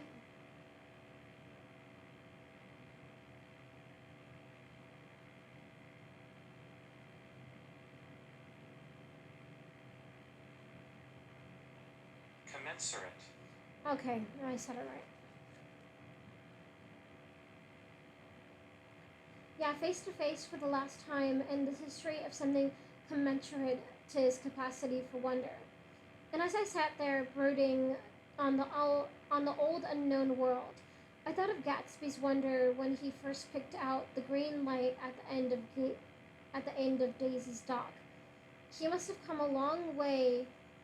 Yeah, he had to come a long way to this blue lawn, and his dream must have seemed so close that he could hardly fail to grasp it. He did not know that it was already behind him, somewhere back in that vast obscurity beyond the city, where the dark fields of the Republic rolled on under the night. Gatsby believed in the green light, the orgastic future that year by year recedes before us. It eluded us then, and that's no matter. Tomorrow we will run faster, stretch out our arms further, and one fine morning. So we beat on, boats against the current, borne back ceaselessly into the past.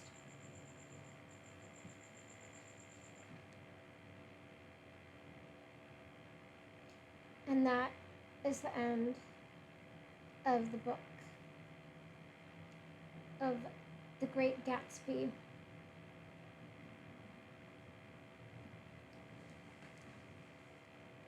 Oh, God.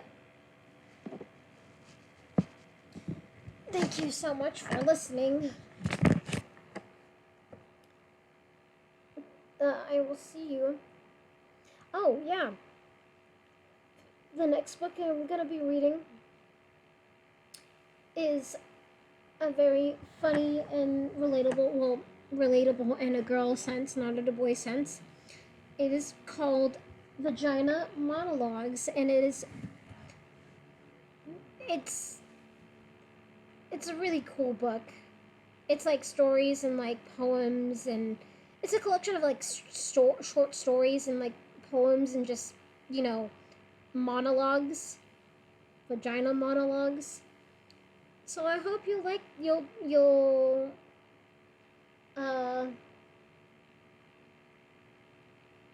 get excited for that. All right. Well, I will see you guys later. Thank you so much. Bye-bye.